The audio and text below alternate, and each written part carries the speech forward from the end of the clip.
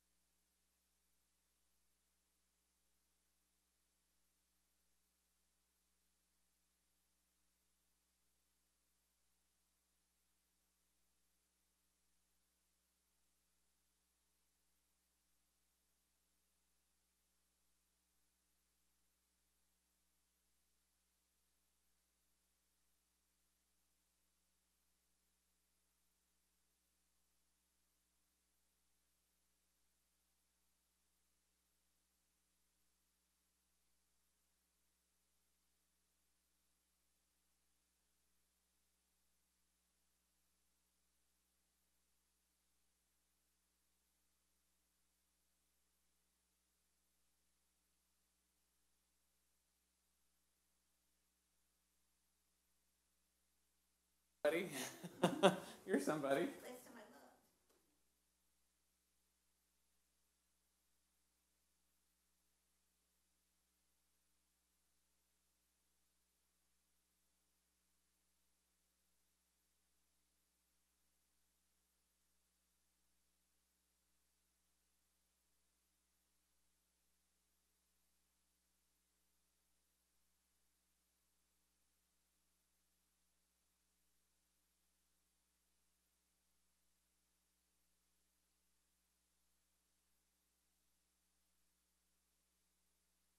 Just pinnacle.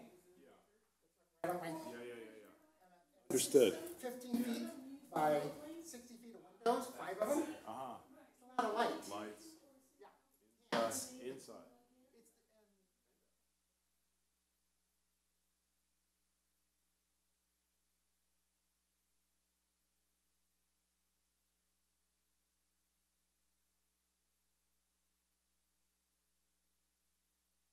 house looks great over on. Not this week. I'm going tomorrow.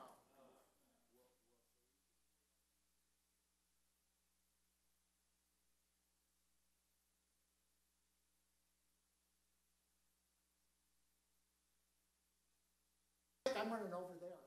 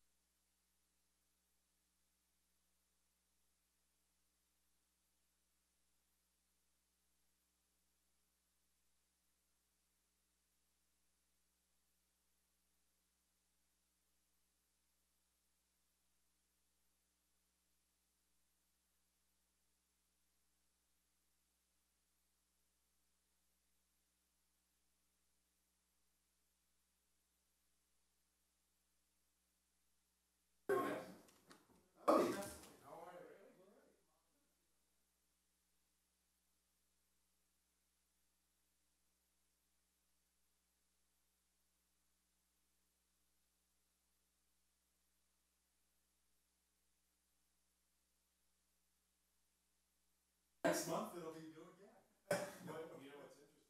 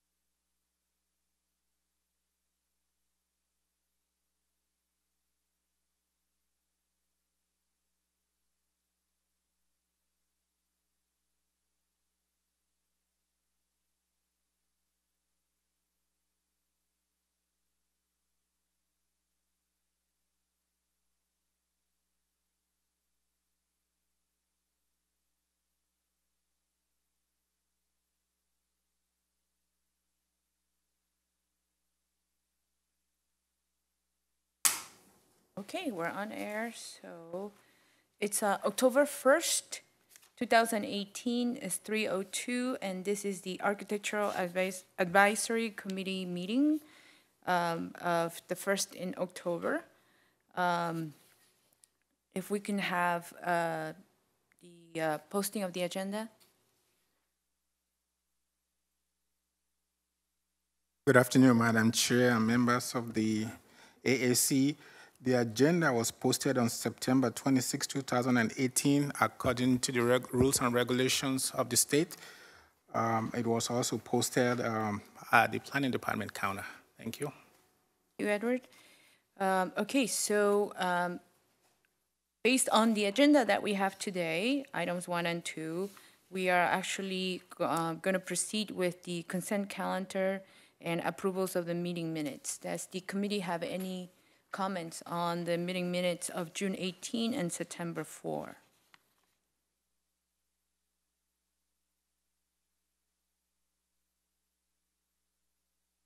Could you please turn on your The mic. Sorry. There we go. I was just going to say we don't have the 4 of us that were here from the meeting on June 18th. We're missing member Pauline. We won't be able to vote on that one. Or for the 4th. Okay, so let's save it for the second Yeah. meeting of October. correct? So that item will be continued to the next meeting then. Yes. And also, is there any comments on the agenda today? If there are none, then we need somebody to move the approval and then a second. So moved. Aye, Tom. All those in favor? Aye. Aye. Anyone opposed? Thank you.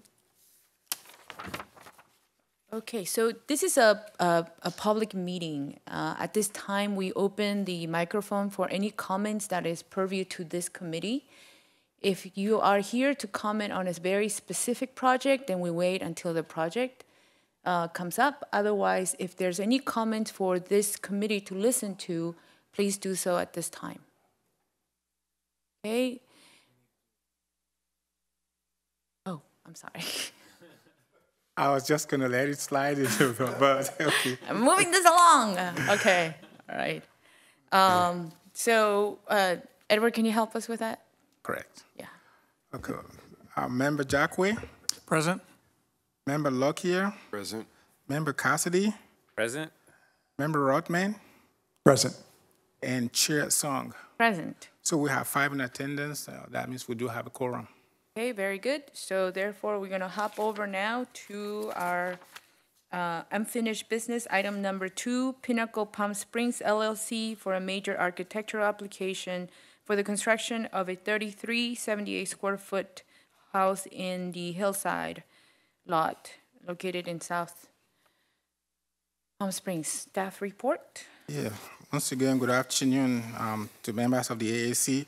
So this item has been presented to you on 3 other occasions. The first time was on June 4th, the second time was July 16th, and the last time it came before you was September 17th. At that meeting, there was no quorum by the AAC to take an action. However, comments and directions were provided to the applicant.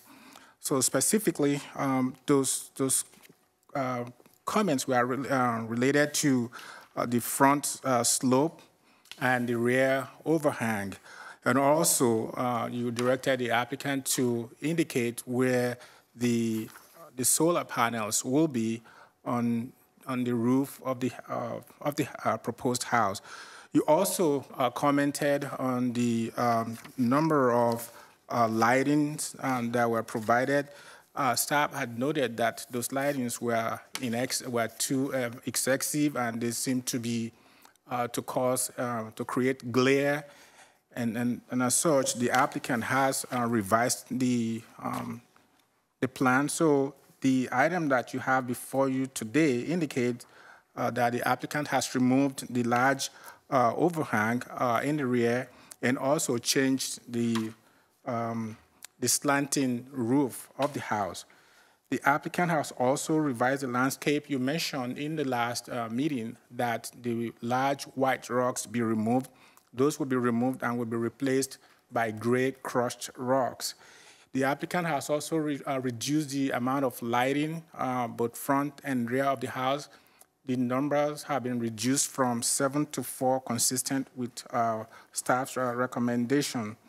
So because of that, staff will be recommending that the AAC make a recommendation of approval to the Planning Commission with 2 conditions that staff is proposing. However, should the AAC find it necessary to add, to make additional recommendations of conditions, staff will carry those to the Planning Commission. So these are the 2 conditions that staff is recommending. The first one is relative to the outdoor lighting levels, that the condition should read that the outdoor lighting levels for fixtures are located in overhang, recess, or landscape area shall not exceed 1,000 lumens so as to not promote excessive glare or brightness. The second condition will be that the solar to be roof mounted and placed in a way that will not detract from the building, from the building's architecture. So that will be staff presentation. The applicant is here to make a presentation to the committee also, and staff is available to answer your questions. Thank you. Thank you, Edward. Questions for staff, starting with Member Robert? No? Okay. Member Sean? Yep. When you say 1,000, lighting limited to 1,000 lumens, is that limited to 1,000 lumens at the light source? 1,000 lumens from the light source that, but limited to those in the front and in the rear area. Although the numbers were reduced from 7 to 4, we are asking for that conditions just to make sure that they do not exceed those. Mm-hmm. Yeah. And so is that a total lumen count? Yeah. Okay. And so if I'm just wondering if it's a code compliant issue in the future, what the planning staff, how they go out and measure that if it becomes a problem with a neighbor in the future. Exactly. So the way that we enforce the light ordinance is usually based on complaints. Yep. When that happens, we send out code enforcement, usually late in the evening, so that the accurate measurement could be taken.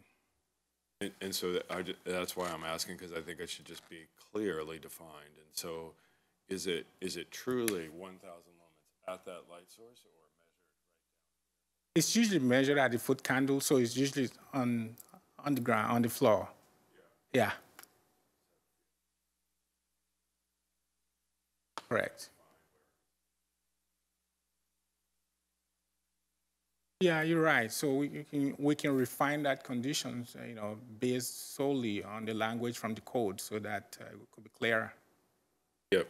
And is it total 1,000 lumens? So just to be clear, it was reduced from 7 to 4 lights. That's correct. In the rear. Yes, both rear and the front. Okay, so yeah. So 4. So that's potentially 250 lumens each. Each. Yep. Yeah, okay, I'm just suggesting that becomes specific. To okay. Okay. So everybody's clear. Okay. We will make it clearer prior to advancing it to the Planning Commission, should you recommend approval to them. That's what I can see, having sat through enough Planning Commission meetings, that would be an item they'd get stuck on. Mm-hmm. Where is it measured from? Okay. Okay. Good. Member Kennedy, Kenny, any changes? One question, Edward, as I scanned through to make sure I didn't miss anything, has the HOA, does this current proposal meet with HOA approval as far as color and some of the items that were being discussed previously? I will defer that to the applicant, because I did not see a letter from the HOA in the package. I may be missing it, but yeah. I will. Yeah, we can ask the applicant then. Yeah, I would defer that to the applicant at this point. Okay, that was it. Member Tom, questions for staff? Yeah, excuse me, Edward, as I look at the grading plan, they're doing grading off of their property on the east side. Is that allowable? And then also on the west side, on the property line, they have a 10-foot tall property line wall because the adjacent grade is down at 600 and the top of wall is 610. Is that height of a side yard wall allowable within our code? So specifically, if you look at page, the page previous to, it's called A51. It's the third page from the back. And then you have to flip with the grading page sheet, that's one, the back. So, Tom, can you walk us through? Yes, as you look at the precise grading plan, you can see in the upper right corner that they're modifying the grading on the property to the east of this property. And they have their property line wall, and that's shown on their site section. And then on the west side, if you look at the grades, the adjacent lot is basically at elevation 600, and they're calling out the top of the wall here at 610.5. So that would be a 10.5-foot wall measured from the west property, even though it's a 6-foot high wall from the revised pad elevation on this property. I'm questioning that we would allow a 10-foot high wall. And No, we will not. So at the construction documents are leveled, those will be corrected. That's number one, because they have to conform to the code requirements. So no, we will not allow 10 foot. Is it allowable for them to do grading off of their property to create a flat pad on this site? That is not allowed. You can't do that off across property lines. Thank you. Unless, however, I don't know if there is any kind of written agreement between the applicant and the neighbor, so maybe, but no, the city will not allow that.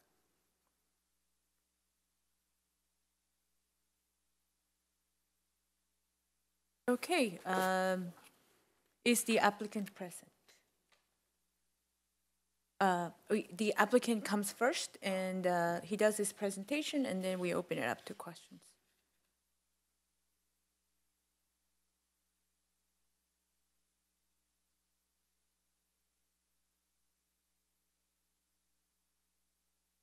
Hi, thank you. Okay, name and address, please. Brian Foster, P.O. Box 1573, Rancho Mirage, 92270. Okay. Edward, would you like for us to hold the questions, the presentation, until you come back? Yeah. That's right. Okay, let's hold just a second. We want to be able to give you access to the remote control. I need a new battery.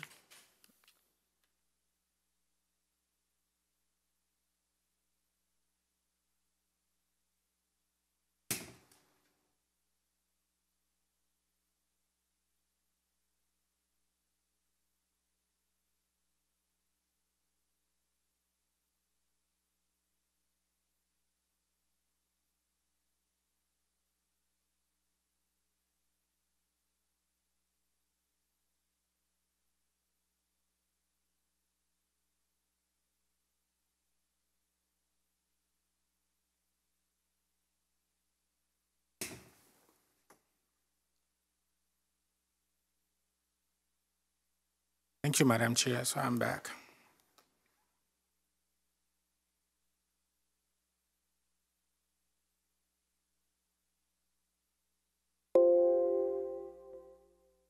Okay. Okay, would you like to have a presentation on where we were last week and then where you're here today, in addition to what Edward has presented? Sure, I think we've covered most of the, if not all of the neighbors' questions, HOA's questions, and of course, your questions. We've modified the overhangs, we've reduced the amount of lighting, we've leveled slope roof lines, we've modified the landscaping, we've modified the color of the rocks, we've added solar panels, although we're not sure how many will be added. I guess that will be based on a city requirement that we're still not clear on, and or what or if Title 24 might request or require to offset the amount of glazing in the house. We've also created a trash area. That was one of the questions in the last meeting, so we added a door leading from the outside of the garage to the side yard. We've also added some sconce lighting, which is required by code, so you can see those on the render, so you have a visual for that.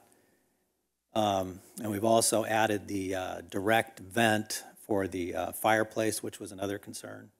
That's showing, actually see it on this top view as well, off to the side there, next to the adjacent, or to the left of the solar panels on the wall.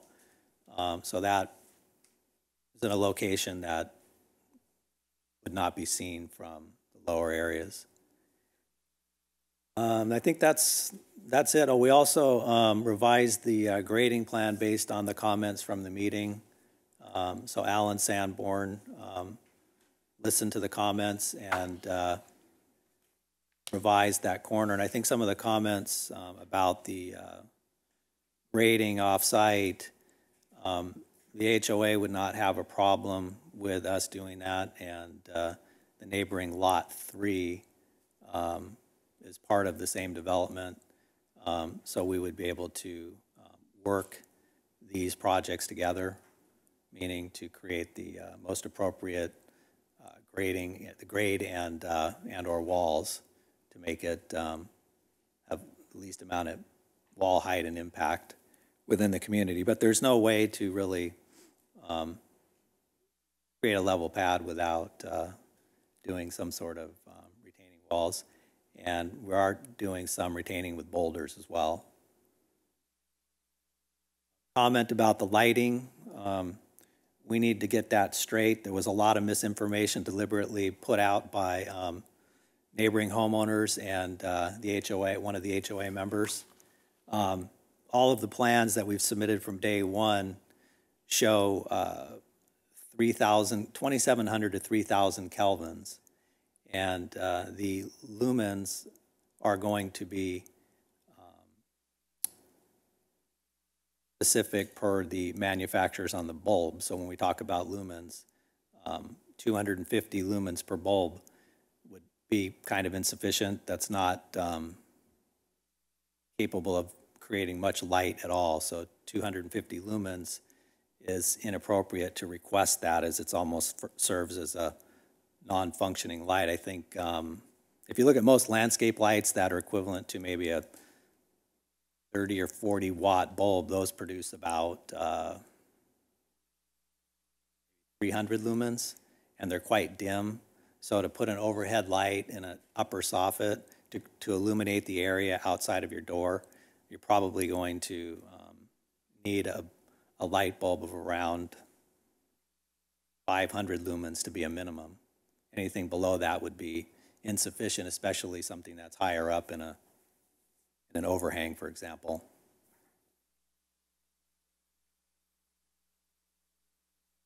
I think that's it for me. Okay, thank you. We'll open the floor, and then we'll call you back to answer questions. Okay, anybody here in the audience to comment on this specific project? Name and address, and come up to the front.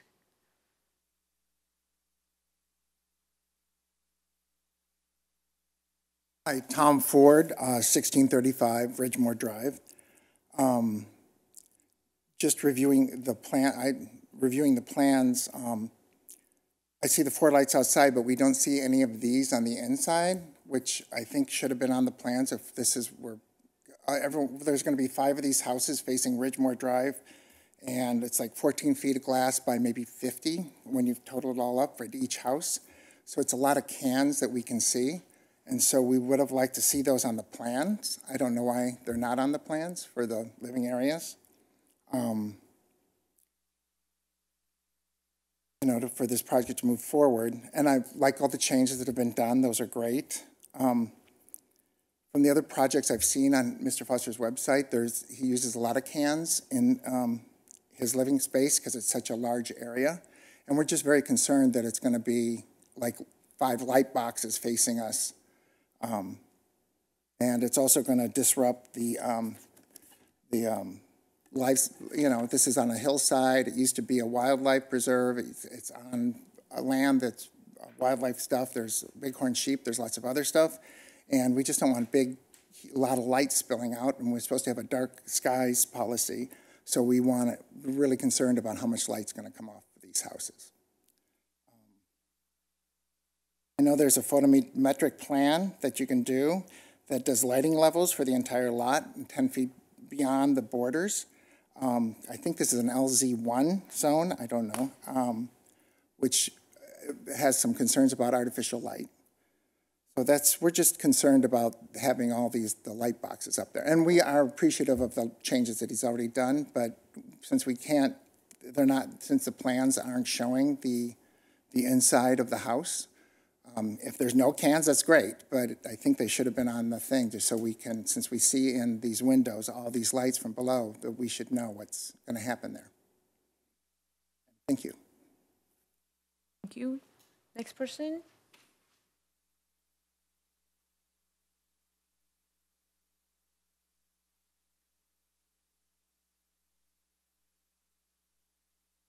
I have never done this before. My name is Renee Glickman, and I live at 3413 Andreas Hills Drive, and which would be around the corner from this first lot. I've been up there, and from the lot, I can see a bedroom window in my house on Andreas Hills Drive.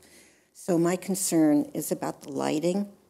A lot of the things you said were just way over my head, very technical about grading, et cetera. But I am concerned. It has just been a really natural area. The homes that are up there presently fit into the environment. You don't see lights at all. And I guess that is what my main concern is. So it's not just going to affect the people on Sevilla, but it's going to affect the people on your street for sure. I could look right down from there, and it's going to affect that street. And then I was shocked to see that it was even going to affect me over on Andreas Hills Drive. So that's why I'm here today. And thank you for this time. Thank you. Next person.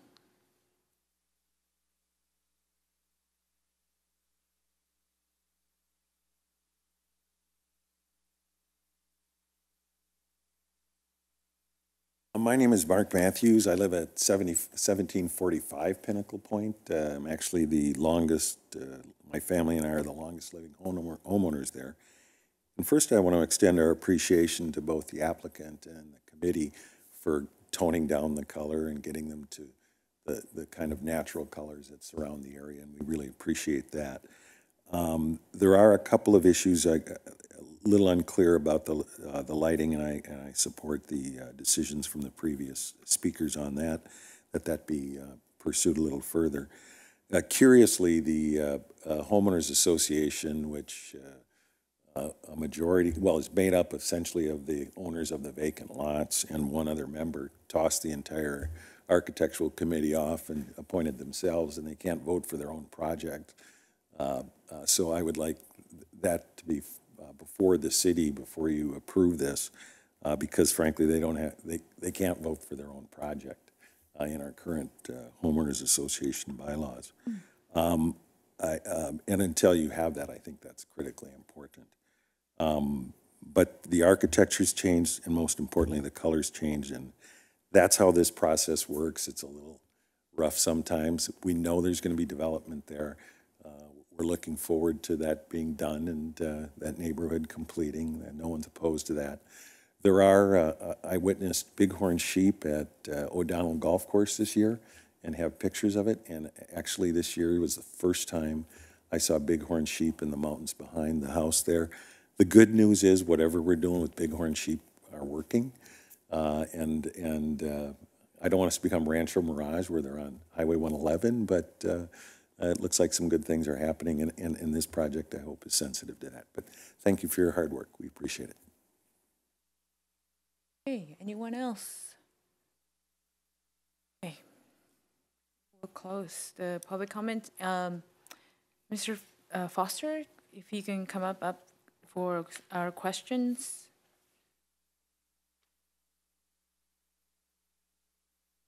Okay, I'm going to start with Robert. Questions for the applicant? Can I address the public comments? Yeah, of course. Okay. The public comments about the lighting is ridiculous. It would be the same as me saying, we don't want to look down at their landscape lighting shining up. So we need to get over this lighting thing. It's just unreasonable to request someone to have a lighting plan inside their house. I mean, people need lights inside their house. They have to live in their house. But if these people want to buy these lots and preserve them as open space, they can do that. And we don't have to go through any of this. But no one stepped up to do that, and the constant obstructions to try and move forward over things that are petty are unreasonable. So these complaints that are being thrown up to us can be thrown back to them. We don't want to look down at their lights. They have lights, you know, in their houses. They have solar panels on their roofs. They have landscape lights shining up. I mean, it's all the same stuff. So Could I ask you to respond sort of as a, you know, as a designer?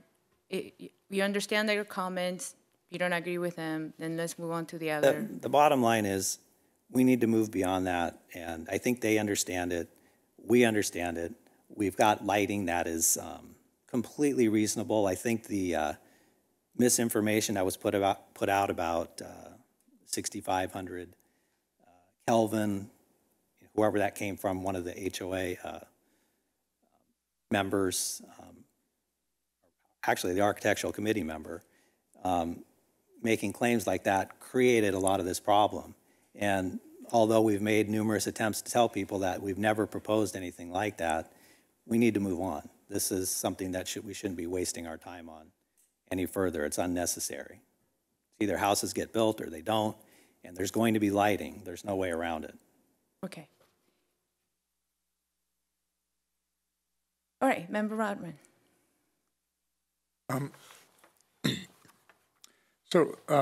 When I look at sheet A1.1, which is your site plan, you show from the furthest corner of the house, the south corner, to the property line is 25.6. And then on your site section, which is page A5.1, I'm assuming it's the same corner of the house, and you have it at plus or minus 21 feet. And is there some reason for the discrepancy there? Not that I'm aware of. I'm not sure if it's a number that had been carried over from a previous plan, because I know you had requested the setback to change. Okay. And then would you mind, just kind of carrying on what Member Jakeway brought up, would you mind walking us through the site walls on both the east and west sides? And how, if they step up, or how they relate to the adjoining grades? We can go to the grading sheet 1. That would be a good starting point. Yeah.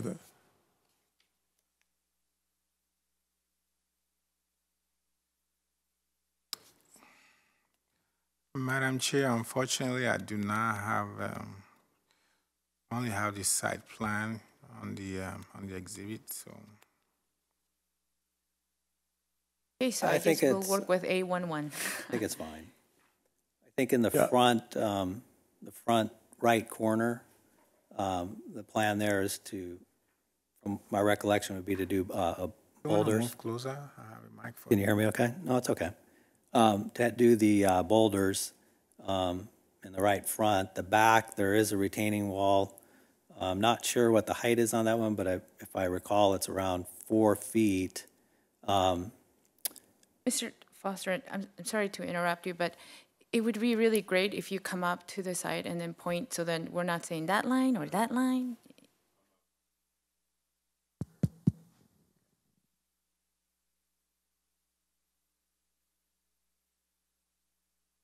My recollection is there's boulders in this area here.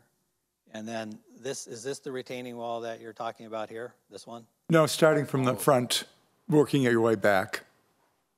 I don't recall a retaining wall being throughout this area. The retaining wall area that we have is here, and then the fencing would go down slope, so you don't see the fence from the inside of the house, and then the fencing wraps around and then connects over here to this end of the wall. I guess the discrepancy is that on your renderings, you show a wall that looks like it's all capped at the same height along the west side. And in reality, under the precise grading plan, it looks like it must step at least 5 feet in the front yard setback somewhere. And then there's a question of the relationship to the adjacent grades, where at some point it could be as much as 10 feet above the grade. This area here was the one that you were concerned about in the last meeting, so Alan Sanborn, the civil engineer, decided to make some modifications here to do some off-site grading to help minimize the amount of retaining. And that was based on our meeting 2 weeks ago. And what about on the west side? There is no, my recollection is that the only area that even needs any retaining is right in here, and that would be accomplished with boulders. Okay, so, but you're going from a top of wall at 605 at the very front of that side property line, and then some distance back, you're jumping up to 610 and a half. So that's a 5-foot increase. So if you're looking at the right side rendering. Yeah, I'm on the right side. The agave, Over here. the last agave, okay. Then look at the wall that's behind the agave. Okay, right now it shows a typical 5-foot wall. And then what it shows is that in about 2-foot increments, 2-foot increments of 4, you jump from a 5-foot to a 10-foot wall. So where that tree canopy is, you will see a 10-foot wall behind that. Yes, that's not something that I can answer. I've never intended to be a 10-foot wall there, and I don't see any reason for it to be a 10-foot wall. I mean, if it's 10 foot, you mean are you saying that the wall might be on this side, you're saying it'll be exposed at 10 feet?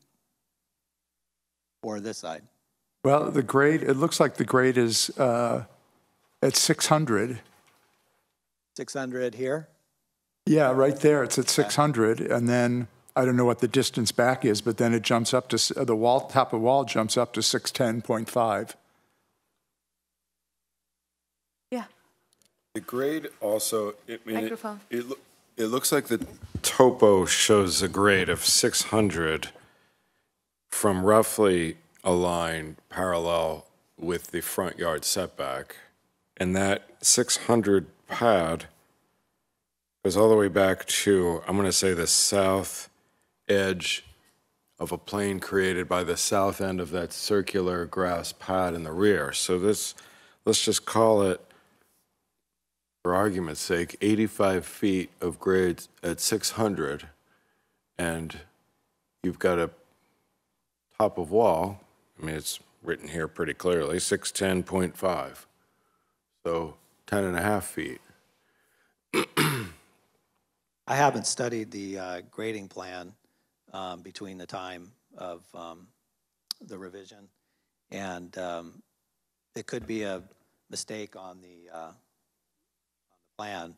But my recollection from talking to Alan, It's not a mistake on the plan, because to me, the plan is showing a wall that if you have a finished pad height, or let's say a finished pad of 604 and a half, a top of wall at 610 and a half, kind of makes sense. Right. That's not a mistake. The mistake is you're not allowed to have a 10 and a half foot wall and bury your neighbor in a 10 and a half foot wall. Not in this town, because I've tried it. And I'm not allowed to get away with it without stepping back 2 walls and having some landscape barrier space in between, and those walls are maxed out at 6 foot high apiece.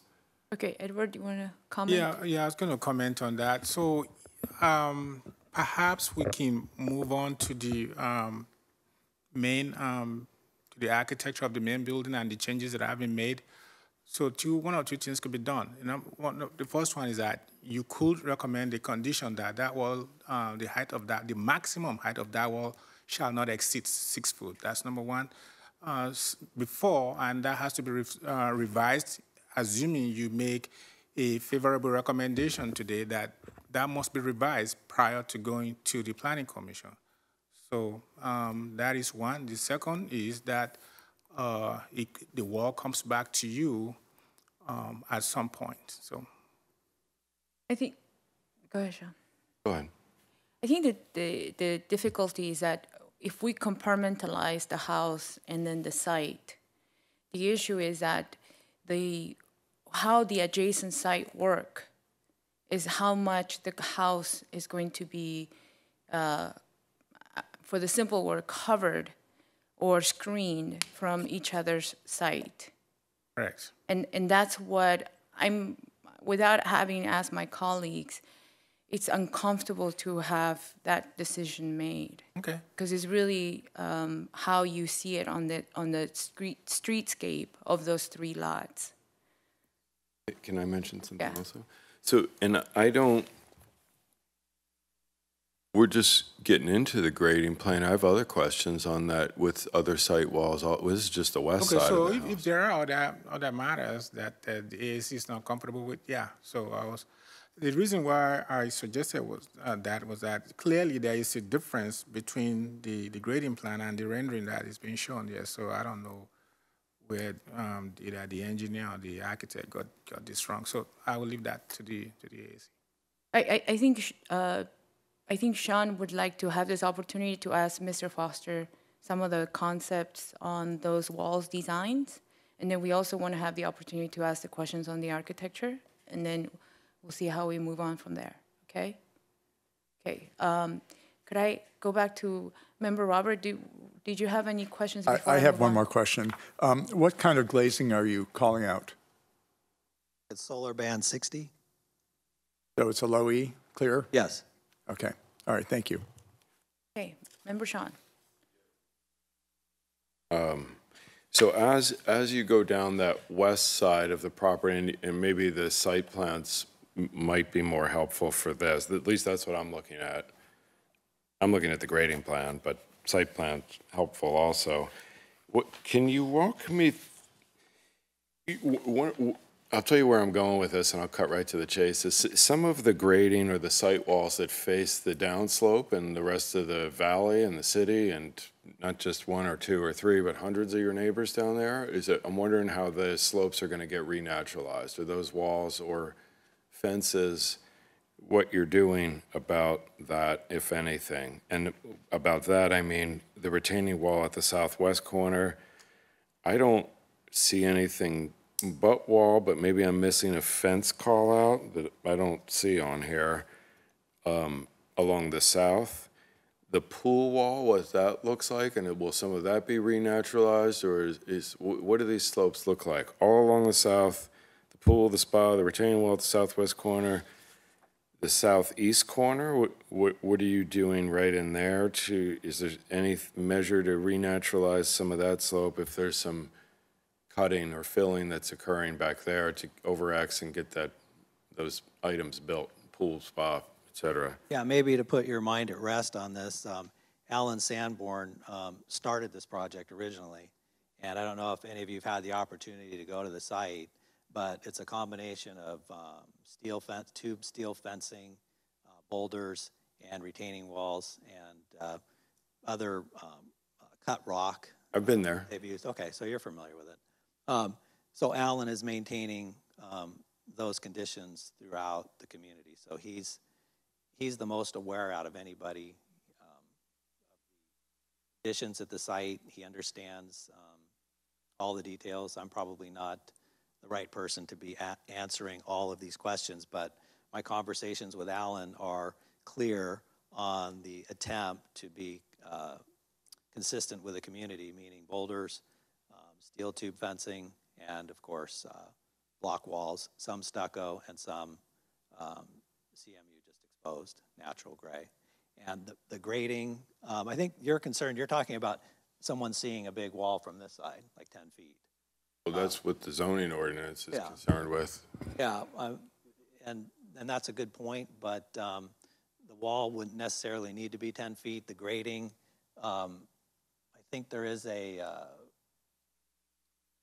HOA strip that runs through here, so that could be between lot 2 and 1. So that area could be built up and sloped down to where you don't have these high wall conditions. And if you look at the community there now, there are some fairly good sized block walls and, retaining walls done out of boulders and things like that, which is not uncommon. But we do understand the necessity to try and not have massive retaining walls. It's not something we've ever intended to do, nor do we want to. So keep going. Along the south there, are you able, or Yeah, let's, I guess- on the south, the back of the house, you want to show the site plan? Actually, that might, okay, yeah, the site, let's go to the site plan. This was the corner that I was mentioning earlier here. So this area, level, obviously, the retaining walls here, and then the this piece here is a drop of, I believe, 4 feet, something along the lines of that, and then the fencing is below here for the safety fence. So the fencing is down slope here. There's the detail for the pool enclosure there. And this side was the one that you're questioning about, the off-site grading, which I think would help if we're able to accomplish that. if we're able to, sort of renaturalize that slope there by adding boulders and things like that, that would help on the east also, and I Yes. think it would help all along the south. Right, that was our plan to do. And that's why Alan revised the plan based on our last meeting here, was to do that. That was the, in his opinion, the most effective way to accomplish this. Except it doesn't say anything about renaturalizing the slope or adding any boulders or anything like that, and what's going to be done up against some of these walls for some of these downslope views, looking at those walls along the south. Yeah. Or the east, or the west. That is correct to some extent, but this area here, I don't know what that area, what it boils down to in feet, if it's 20 feet or 15 feet or whatever, and then the next house here. So reality is when a house is built there, someone looking up and across, whatever you see down the side would not be as noticeable as well as here. If a house gets built next to this, then a lot of these conditions do go away. They don't become prominent for people looking below up saying there's a big wall, because they'd see a big house here instead, which would block out almost all of this area when a house would be built on lot 1. So maybe we just add something in conditions of approval for renaturalizing some of these slopes, or a certain percentage of these slopes up to a certain height along that south, east, and west side, completely re-examine the two walls that are on there. Otherwise, I'm just hearing, trust Sanborn, we got it under control. Well, I think that's a reasonable request. Okay, what I said? Yes. Okay. Because that was All our right. plan. Our plan, our plan is to renaturalize those areas and not just leave a cut and look there. That would not be the intent. Yep. That's all I had on the grading. Are we still on that one, or are we No, moving on to? your questions. Yeah. So,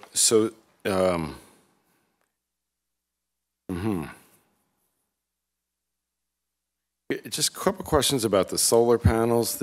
I saw them on one of these. There's a few renderings here where they show solar panels.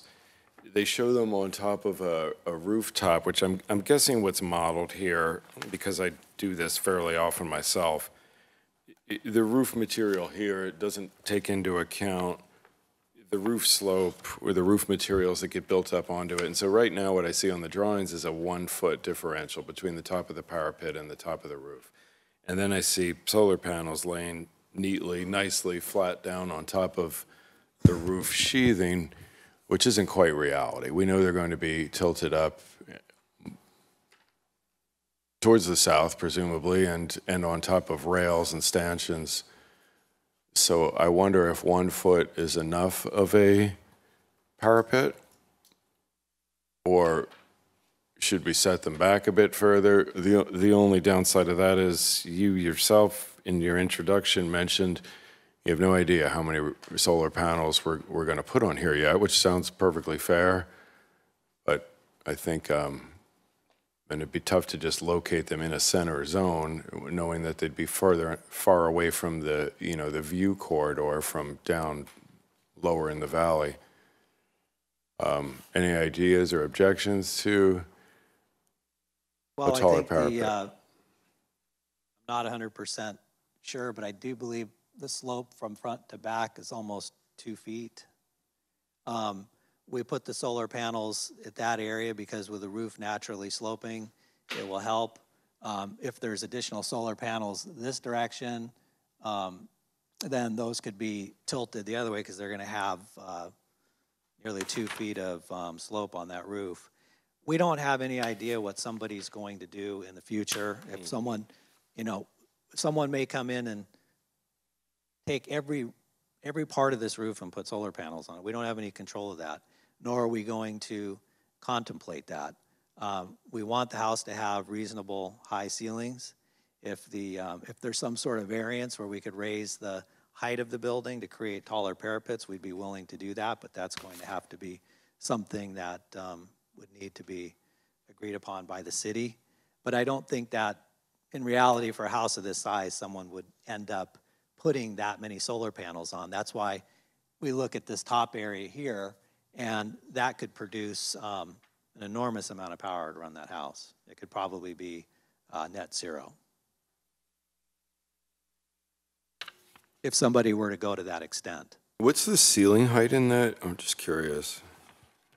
I believe we're 10. I believe we're 10 foot in this on this side of the house. And the master bedroom side, we're trying to maintain 10-foot high ceilings. The ceiling on the inside here would be from 14 to 16.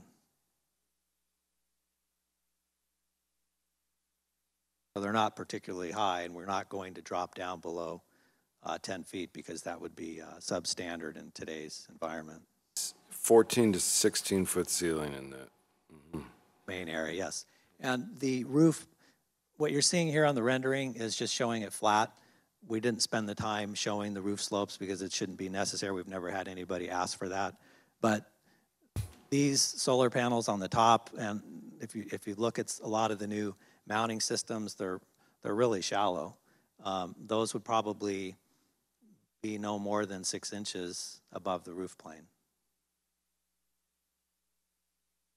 And in some conditions, they might be 3 inches above the roof plane. But your roof's also sloping from the south down towards the north. Right, which is great. Those solar panels are going to angle up in the completely opposite direction. These don't need to angle up much because of the slope, and then these here would be, if somebody wanted to add more solar panels, these would be within the 1 foot 10 or whatever that number is. Let's just call it 2 feet. Those could tilt up and capture more of the. But the roof's sloping the opposite direction. So, I do know that, yeah. Okay. Right, and that's fine because it'll capture the sun throughout the day. So the solar companies will tilt. They're not necessarily going to tilt them all the same direction. They can tilt some south, some southeast, and so forth to pick up the sun. So that's going to be their requirement on what they think is going to produce the most efficiency for the solar panels. But the roof parapet would be enough. There's no way anybody along the road here can see that, nor can anybody below here see it.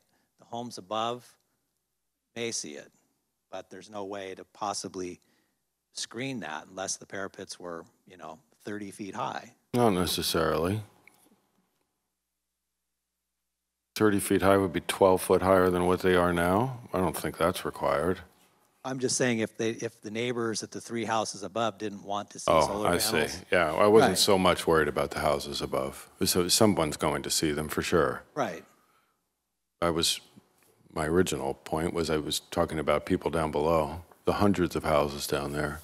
Houses below won't see those solar panels. I don't see how they could unless these solar panels were really tilted up, line of sight. I mean, you'd have to have them tilted up, you know, at a 45-degree angle. And at best, they might see the bottom edge, but that's not going to be how solar panels are mounted. The current house designs that we're doing that we have solar panels on, they're very, very shallow pitch, and they are mounted low to the roof. Years ago, the solar panels used to be higher and with more tilt. They don't today. In today's market, the solar panels are more efficient and they're slimmer. The brackets are slim, and the amount of tilt that they put on them is not as significant as it used to be.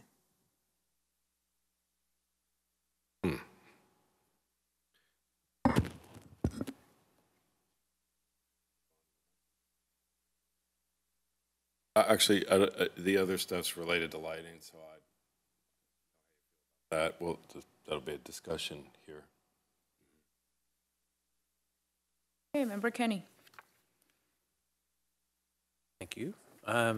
So, Mr. Foster, I'm still a little confused on what's the status with approval with your HOA.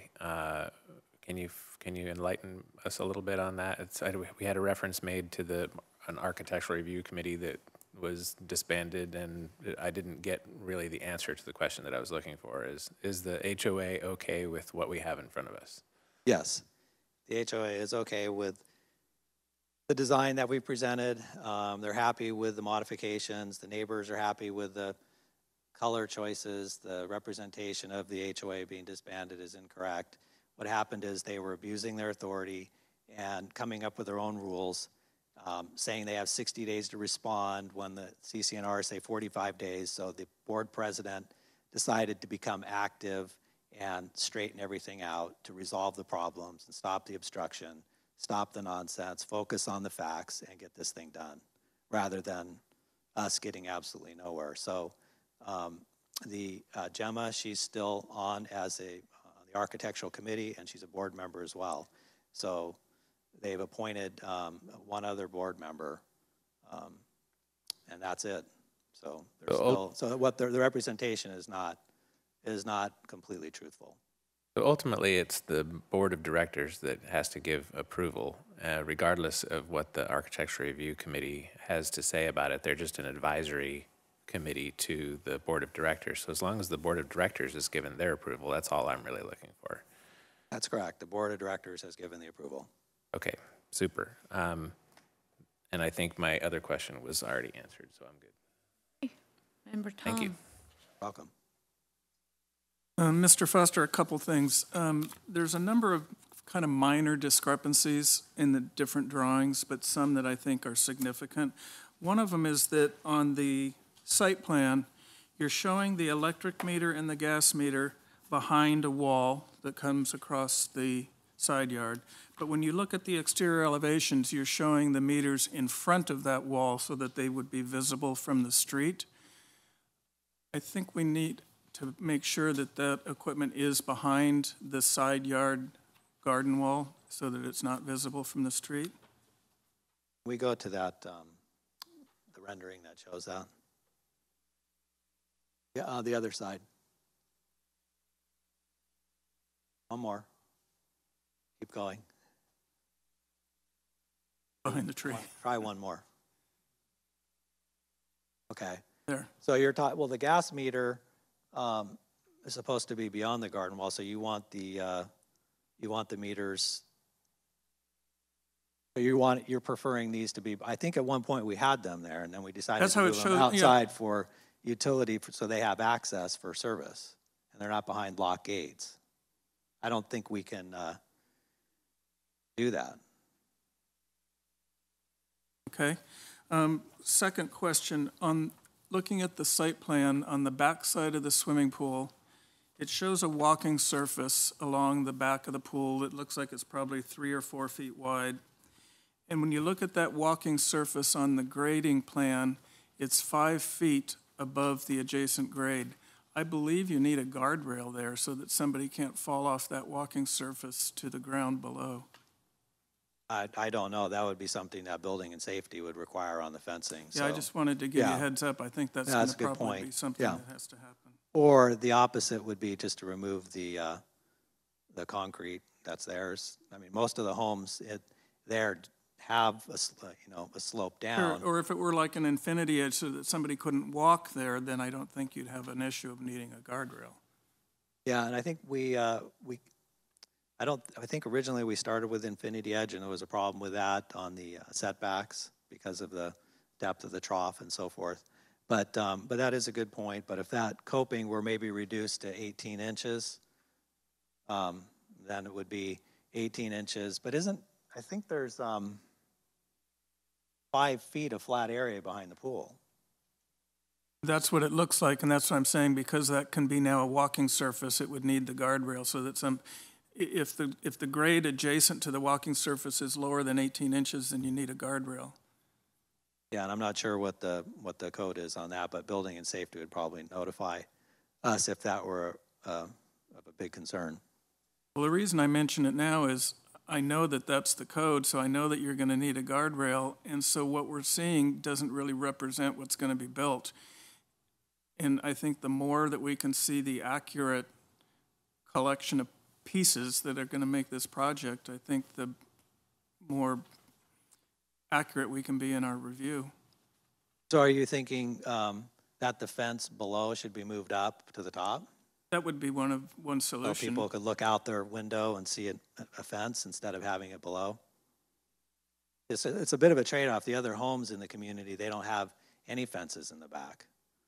So, this is one of those things that will likely, if we put the fence there, then somebody will remove it. If we leave it where it's at, it will stay, where it's, not directly in their view. Well, I can certainly understand the aesthetics of not wanting to look out from the living room or the great room and see a fence. I'm just saying that code-wise, I think, as the code's written now, it would be required. Yeah, I thought it was, if there's 4 feet of flat area, then that would be adequate. But then again, I don't have it in front of me. But that's something we can look at. Okay.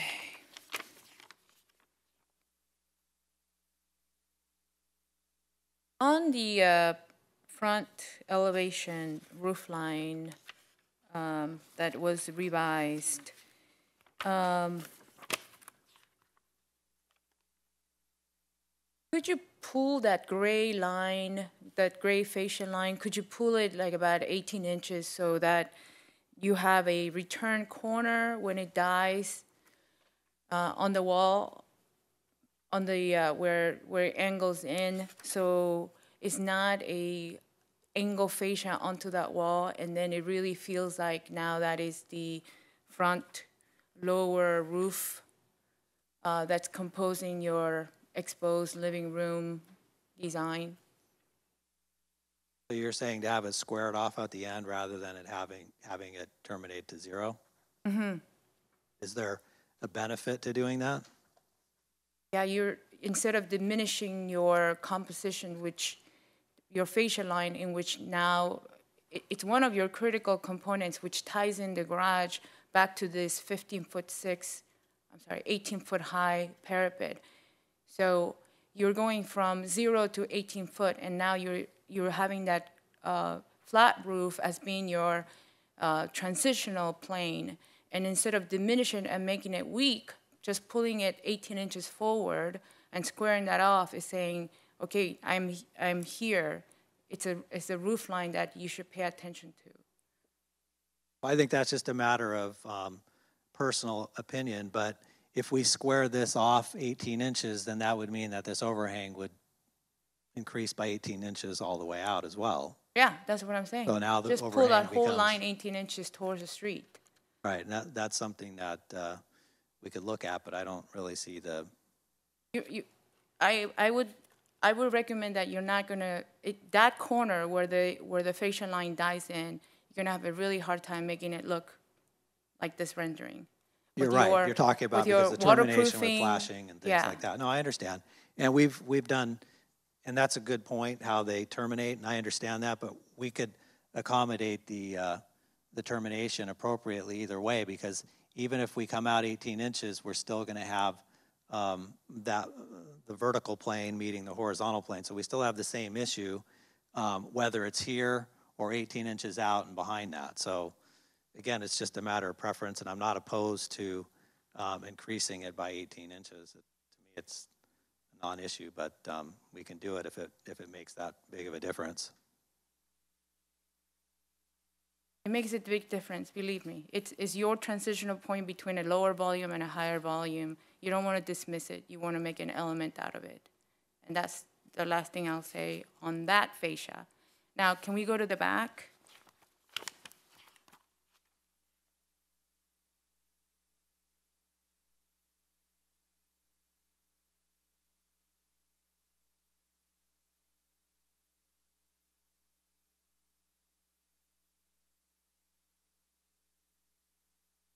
Okay, so the fascias on the lower parapet, I believe, are off of your 2 bedrooms. Yes. Okay, so I'm just going to come out and straight and say it. They, in my opinion, in order to be in composition with the building, they need to be about another 4 feet out with the steel tube post coming onto that corner. So what happens now is that these lower roofs are further composed by these patio structures that are enforcing your lower wings in comparison to your 18-foot high mass. I can come out and show it to you. No, I understand. You're saying to increase the depth of these overhangs above the bedrooms. Mm-hmm. And again, it's not something that we think is necessary to do. We originally had overhangs there, but with all the complaints with the lighting and all of these issues, we just decided to make it less. So that way the neighbors below wouldn't be complaining about the lights, because if you have, the more overhang you have, the more lights you need. So we've cut them back as far as we felt necessary. And there's only one light here, which you can't see in the photo, and one light there where the operable doors are. But I don't think changing this by coming out a foot or 2 feet or anything would make any visual difference. It would look exactly the same as it does now. But I do understand your desire to see that changed. It's more than a desire. Is how do you balance out this 18-foot tall building that you have in the back? And right now, the 2 13-footer parapets are very diminishing in how they compose against the higher volume. And in addition to that, it also gives you a shaded outdoor-indoor sort of transition between the bedroom and then the pool areas. So I'll leave it at that. Any other? I believe that there should be at least 2 trees, 2 big canopy trees as part of this composition. And I'm anticipating you saying, but you're going to kill the view. The trees, the larger trees are in the front and on the sides here, but yes, the view through this area here, so it wouldn't make much sense to put a big canopy tree there. Can we look at the landscape plan for a moment?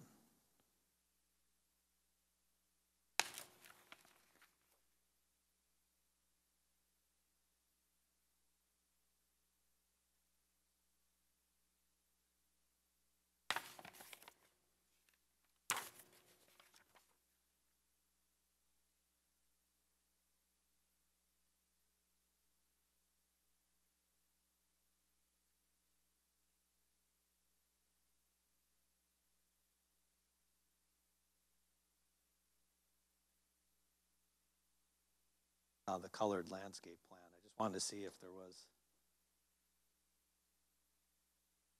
So in this site, you have 5 trees.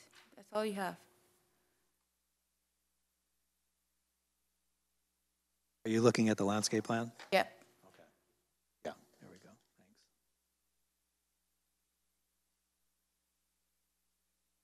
That's correct.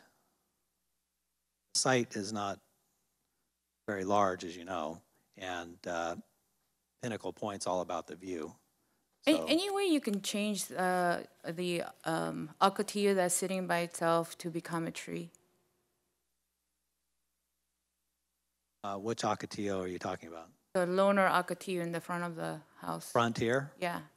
No, we have the raked stucco conditions, which look similar to this, and that's a nice backdrop to have the Ocotillo against that surface. So, and a big canopy tree here would end up hitting the overhang because this is not showing the overhang above. So I don't think that would be appropriate to put in that area.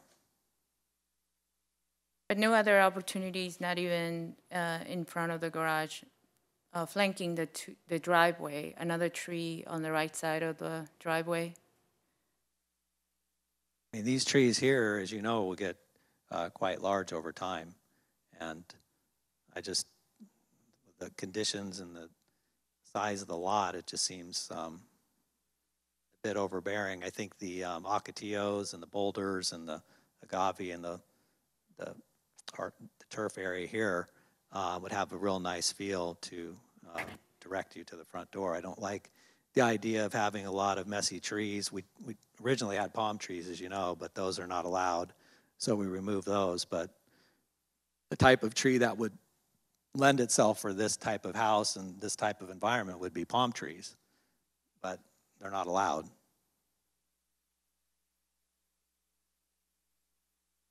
Okay, very good. Thank you for taking the time to answer our questions. We will discuss the project now and the next steps. Thank you.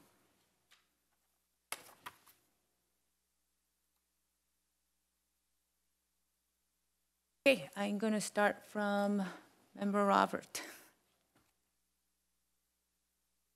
Well, I do want to commend the applicant for the changes that he has made. I think the colors, the exterior colors are much improved. I think the elimination of the white gravel in the front yard is an improvement. I think as some of the discussion we had, or questions we had, I think we really do need to get more information on the site walls, and particularly on the west side. It does seem like there's a 10-foot offset, and that is not appropriate or allowed by code. So I think we'd like to see something come back with it stepped. And yeah, I think that's... Thank you, Member Rob. You reminded me about a question I wanted to ask the applicant real quick. If you can get back to the microphone, sorry. The easement or the piece of land that is in between the two properties, I understand that you own all three of them, but there's, to me, on the grading plan, there seems to be a property line that's 20 feet away from this home property line on both sides. You have ownership to grade those properties? Or, I'm sorry, not ownership, you have authorization to grade those properties? I believe so. That would be something that the HOA would allow, and my understanding is that the city would allow as well. Okay, that's what I wanted to ask you. Thank you. All right, so I'm sorry, Member Sean?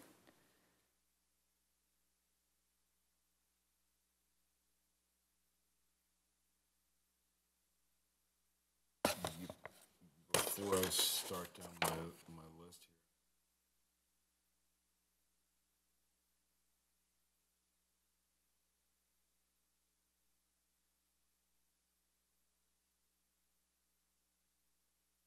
I'm not sure how to handle some of these because it sometimes feels like a lack of creativity on the applicant where I don't think we were giving him design ideas and saying, move the fencing in towards the fence. We're just saying, hey, there's an issue here that will become a problem. It will add another architectural element to the rear of the house along the pool side.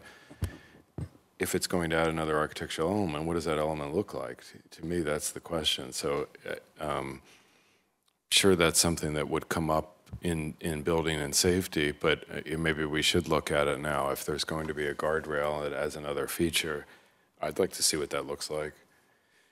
The same with the fencing, the renaturalization of the slope. It'd be nice to see some plan that calls out what the action item is to be done there, and so someone can go inspect it and look at it and see that that's been done also.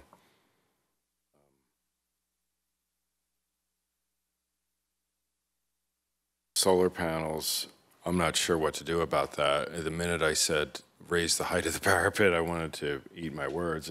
I thought maybe potentially lowering the ceiling would in effect raise the height of the parapet. 14 foot to 16 foot, in that, as I look at that small volume there, to me that seems a little ample room to be able to do something like that. So and do something like that, meaning lower the ceiling height slightly to gain more room to potentially ensure that the solar panels are screened when they do get angled towards the south, which will happen for sure. The landscape, I'm not interested, and it's okay if other members are, in tweaking the architecture. I am grateful. I think this project has come a long way from where it was, and to me, it's getting there, and I think it's pretty close. Now it's a couple of tweaks and defining the impact items on some of the neighboring properties, of which there are potentially hundreds, south of this. So I think it's a worthy exercise to be here and discussing this project, and I just want to say that also, that I think it's a hillside development, and the developer mentality, which I am sympathetic to. Sure, people could have bought this property and developed it themselves or done something to it, but they didn't, and you did, and this is the process it goes through now, and here we are, and that's what we have to pay attention to. And I don't always like it on our projects, but that's the way the cookie crumbles. So I think it's responsible of us, and I think a worthy exercise, like I said, of discussing some of this lighting and that kind of thing, which to me is not just necessarily a minor issue. On the lighting plan, brings me to another thing. I believe there's a lighting specification that calls out a certain amount of lumens per fixture now, which doesn't necessarily jive with what we were discussing earlier. So I think we ought to maybe pay attention to that. I'm looking at all these fixtures, and they either say 1,200 lumens or 1,000 lumens each. Sometimes 2,500, 4,000. So if I'm interested in defining that restriction on exterior lighting, I don't know how far we want to take it to looking at interior lighting, which could produce a real light box on the neighboring properties below, especially with a sloped ceiling. The tweaking of the eaves, I'm not too interested in that, partly because I think the project has come a long way. The landscape, I can see your point, Maria. I think I know where you were going with that, and that the palette's a little minimal to me right now. I would think that, again, there's a lack of creativity here. If palm trees were the desired intent there initially, and for whatever reason they're not allowed, which may be a great thing, palm trees on top of the hill there, maybe there's something else, like a grouping of Bocarnia or a certain height minimum we could require there, or groupings of yucca, and maybe there's a crescendo in height or something as it gets near that wall. I think what's specified there, as I look at the rendering, in Ocotillo is going to have a tough time underneath that overhang against that wall anyway. So if it's a desired effect of some shadow thing on that wall, I think the species may suffer from what's specified there currently. I think that's all I have to say.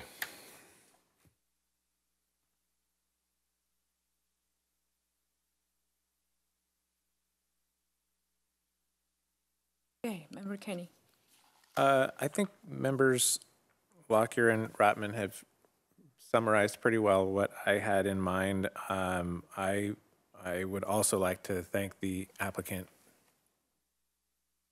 Quite see you from here, but hi. I know it's a lot to go through, but again, it's a hillside lot, so you bite off, you take that bite, and you have to deal with all the ramifications. I think being that we're talking about some remaining elements and changes that that may need to be added, if there's some sort of change in the fencing or the rail has to go up around the backside of the pool or anything like that, what happens to the height of the parapet in order to sufficiently screen the solar equipment on the roof. I would like to see those remaining elements and changes and how they all work together in the final product. So while I think it's come a long way, colors are better, some wonderful improvements have been made, I would be inclined to say if there's going to be any significant required changes per engineering and building, that I would want to see them all come together before we can give final approval. Okay, Member Tom. I agree with Kenny that I'm sure there's going to be changes to the design based on final structural design and issues. One obvious example is that overhang above the clear story off the great room. If you look at it on the section, it's not a cantilevered overhang. It just projects straight out. That's a lot of steel. That's a lot of work to do that. And they're showing the roof structure. It looks to me like it's 1 foot thick, and they're not showing any slope to it. So is the ceiling of that great room sloping? And then it brings up the issue that Sean talked about, that a sloping ceiling inside is going to point those lights out through the window. Okay, so if the ceiling's flat, then it's going to definitely have to come down, because on your roof plan you show 2.5 feet of slope from right to left as I'm looking at the site section, and here you're showing it dead flat. So there's some inconsistencies there. Also, I question the ability to do grading in the common area off-site. And one of the reasons I say that is what benefits your lot by grading in that side yard is going to be detrimental to the lot above it or the lot below it, because they're going to want to do the opposite of what you did. So is it the first one in gets to do what they want, and then it kind of affects the lot adjacent to it?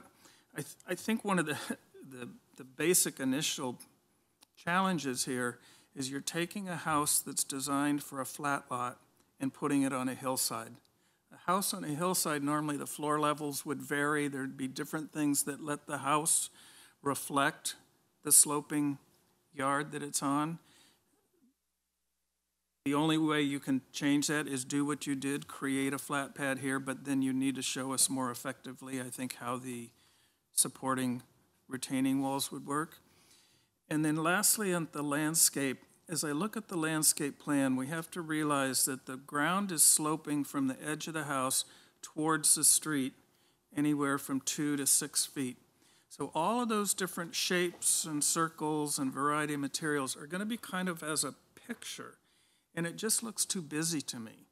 The half round of grass and then the quarter round of grass and the pattern of barrel cactus. There's just so many things going on that I don't think really relate to each other. Now, I will admit that this is by far the biggest front yard in the entire development. Most of them, there's 10 feet or so from the curb to the house, so the landscaping is awfully minimal. I just think they worked this one a little too hard. I think it could be simplified. And I love the thoughts of some groups of plants to get some height elevation changes and things, so that maybe the variety to this front yard is established by groups of plantings instead of artificial geometric forms that are done with steel bender boards. And lastly, I think if you truly can regrade the property off of your site, then I think all of that needs to be added to the landscape plan so we can see exactly what's being proposed there for boulders, plant material, and drainage.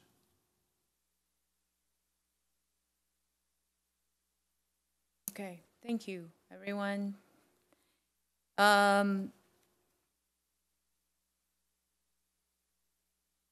I agree that the building is there. To my opinion, it's almost there, but it's there.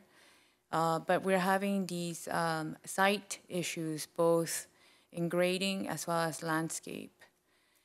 And so one of the thoughts would be, for example, this is going in front of Planning Commission and City Council. No, it's only, it's a major architectural, so it only goes to the Planning Commission. Planning Commission, okay. And can the landscape design be combined with the site grading design and be seen again? Correct. That could be done. I think that any condition, assuming you make a recommendation to proceed to the Planning Commission, they could, all conditions imposed will come back to you prior to the issuance of building permit. Because those are all site-related conditions, so you need to see those again.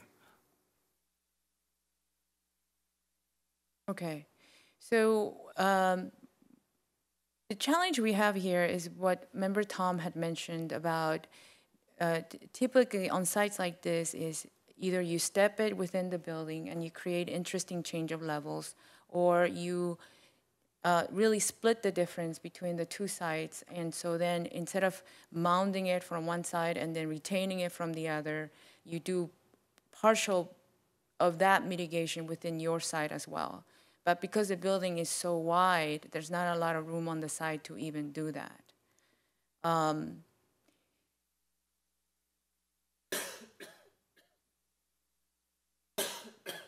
The fact is that he does have, and maybe we can have it more official, that he does have the permission to grade the, call it the easements on common areas on both sides. So to me, what it seems that is that we've seen other hillsides projects in which there is no continual 10-foot walls, 12-foot walls. They do have to be designed, much like Sean has gone through, and also Sean has recommended to other applicants in this case, is that it has to be fully designed, but two separate individual walls with planting areas on each side.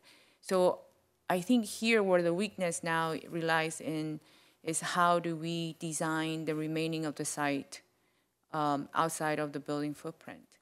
And the second issue is that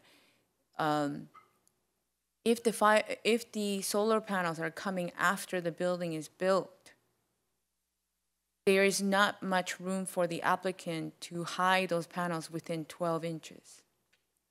So we would have to either say the solar system has to be such that it's no more than 10 inches in full assembly, or we have to say we have to reduce the top of the sheathing of that box to be 16.6 or some dimension, or to say that the applicant needs to provide studies and cut sections in which those panels would not be seen from lower elevations.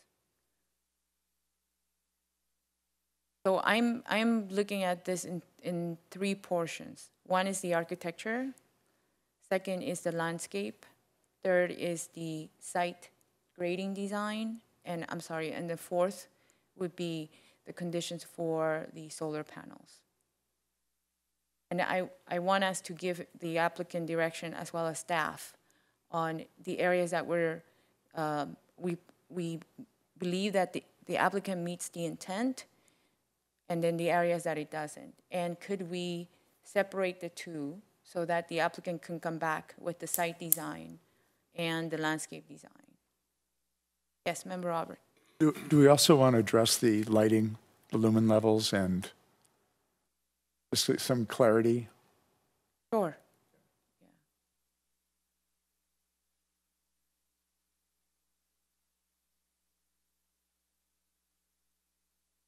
can we go down the line and discuss the 4 items on where you guys are at? Sure. Landscape, And then the solar panels? solar panel, and then the last one is lighting definition.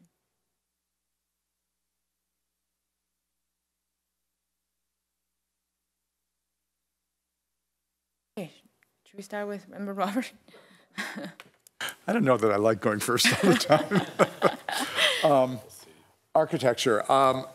As I said in my opening comments, I think it's come a long way. Maria's comment about bringing out the eyebrow at the entry, I think actually probably would help. It just, you know, it'll just be a much cleaner intersection. So I think that would be the only comment I have on the architecture. Grading site. I think we really do need to, it needs to come back so we can see how the grade is resolved in relationship to the site walls, retaining walls along both the east and west elevations, property lines, as well as the south. And the point about the guardrail along the pool edge or the fencing moving up, I think that all needs to be resolved, and we need to see that again. Landscape, I won't comment so much on the landscaping. I don't have as much expertise as some of the other members, so I'll follow their lead on that. Solar. I also agree and am concerned that maybe the 1-foot parapet is inadequate, and that and actually, it would be interesting to see what the section is if we do have a sloped roof that is got a drop of 2.5 feet and a flat ceiling inside the great room, how that actually works out. And I think actually a ceiling that goes from 14 to 16 feet could easily be dropped a foot or more without harming the interior space. And then the lighting, I think,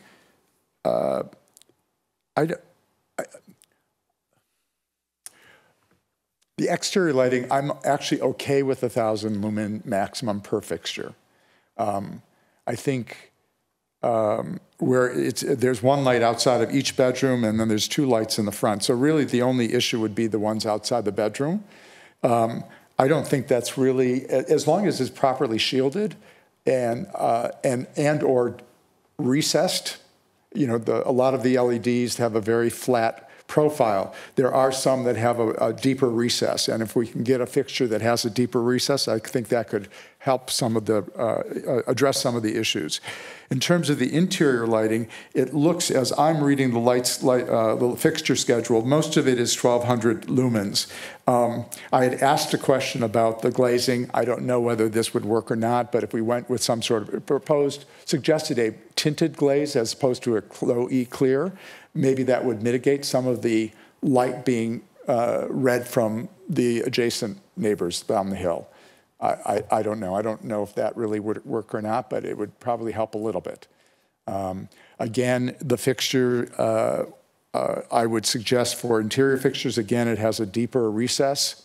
If it is a recess can, and again, if it's a flat ceiling in the great room, that helps tremendously. So those are my comments. Okay. Member Sean? So for the architecture, I think that kind of relates to probably the solar item we're talking about also.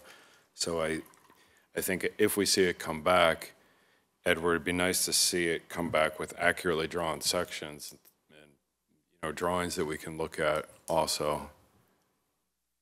So they reflect maybe a lower ceiling or different truss system that accommodates both this flat ceiling and sloped roof and shielded solar panels, shielded from the south.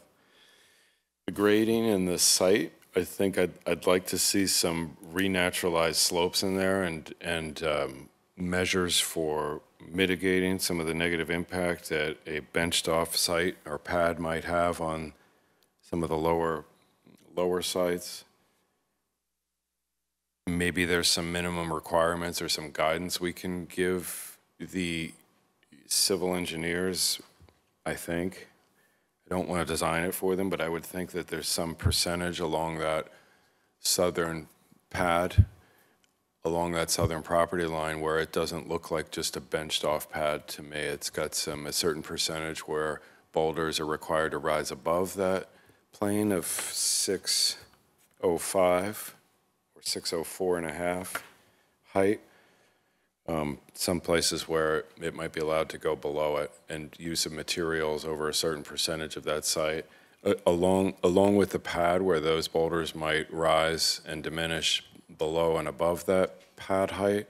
I'd like to see some of those retaining walls. I think that the very southeast corner of that lower sort of angular retaining wall that occurs at the southwest corner of the property as it faces south, according to the grading plan, shows about a 6.5 foot height differential there. I think the applicant said it was 5 or 4 feet.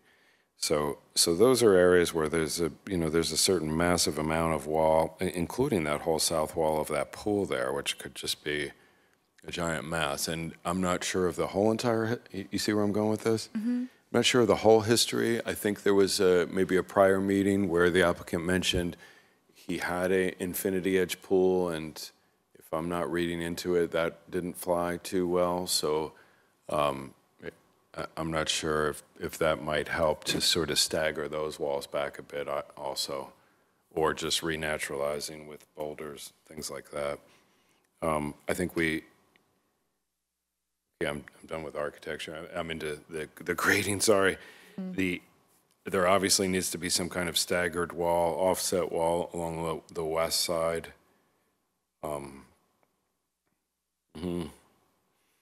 Landscape.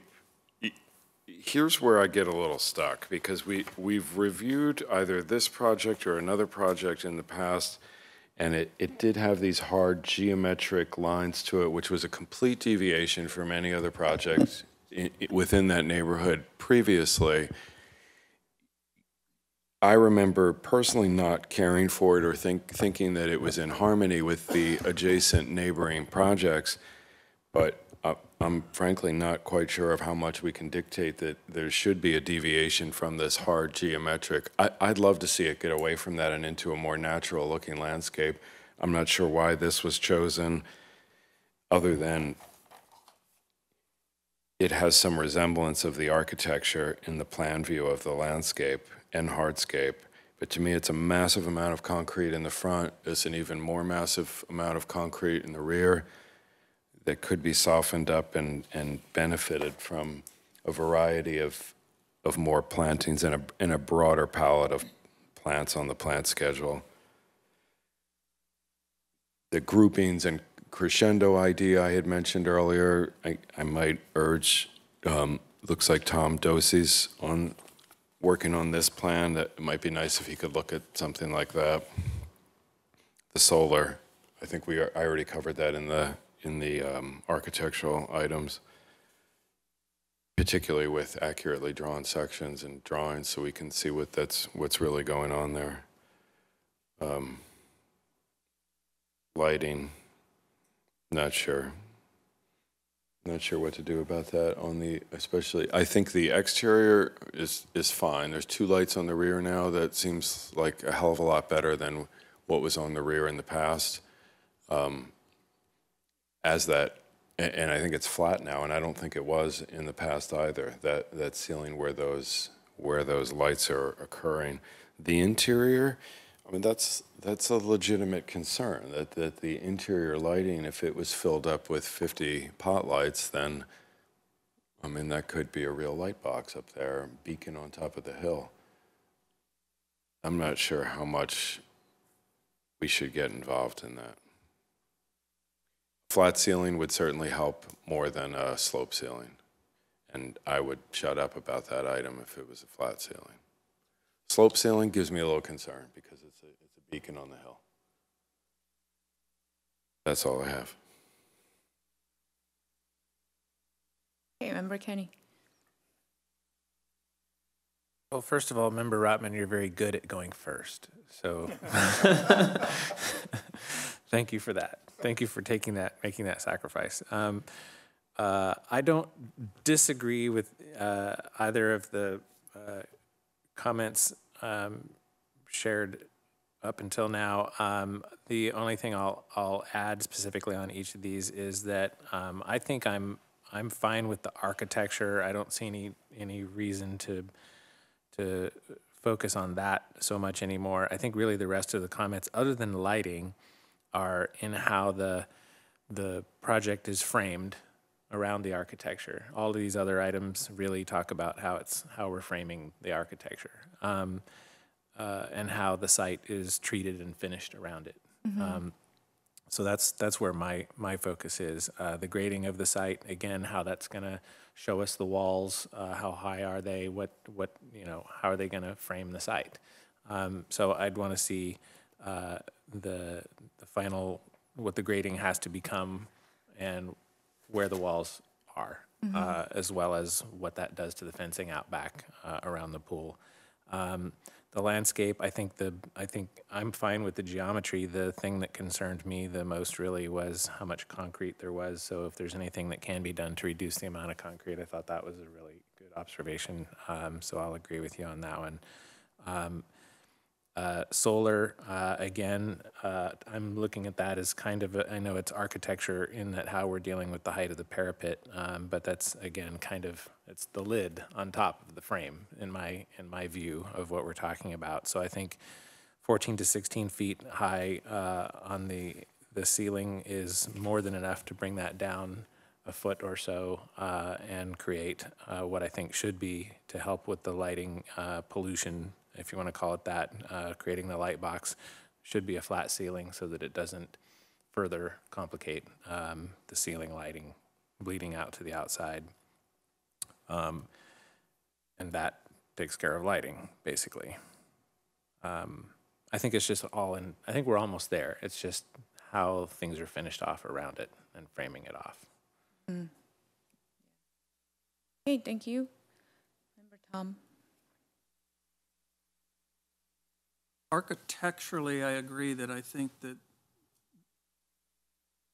the applicant has listened to our concerns. I think it's a great response to the new final color palette. I think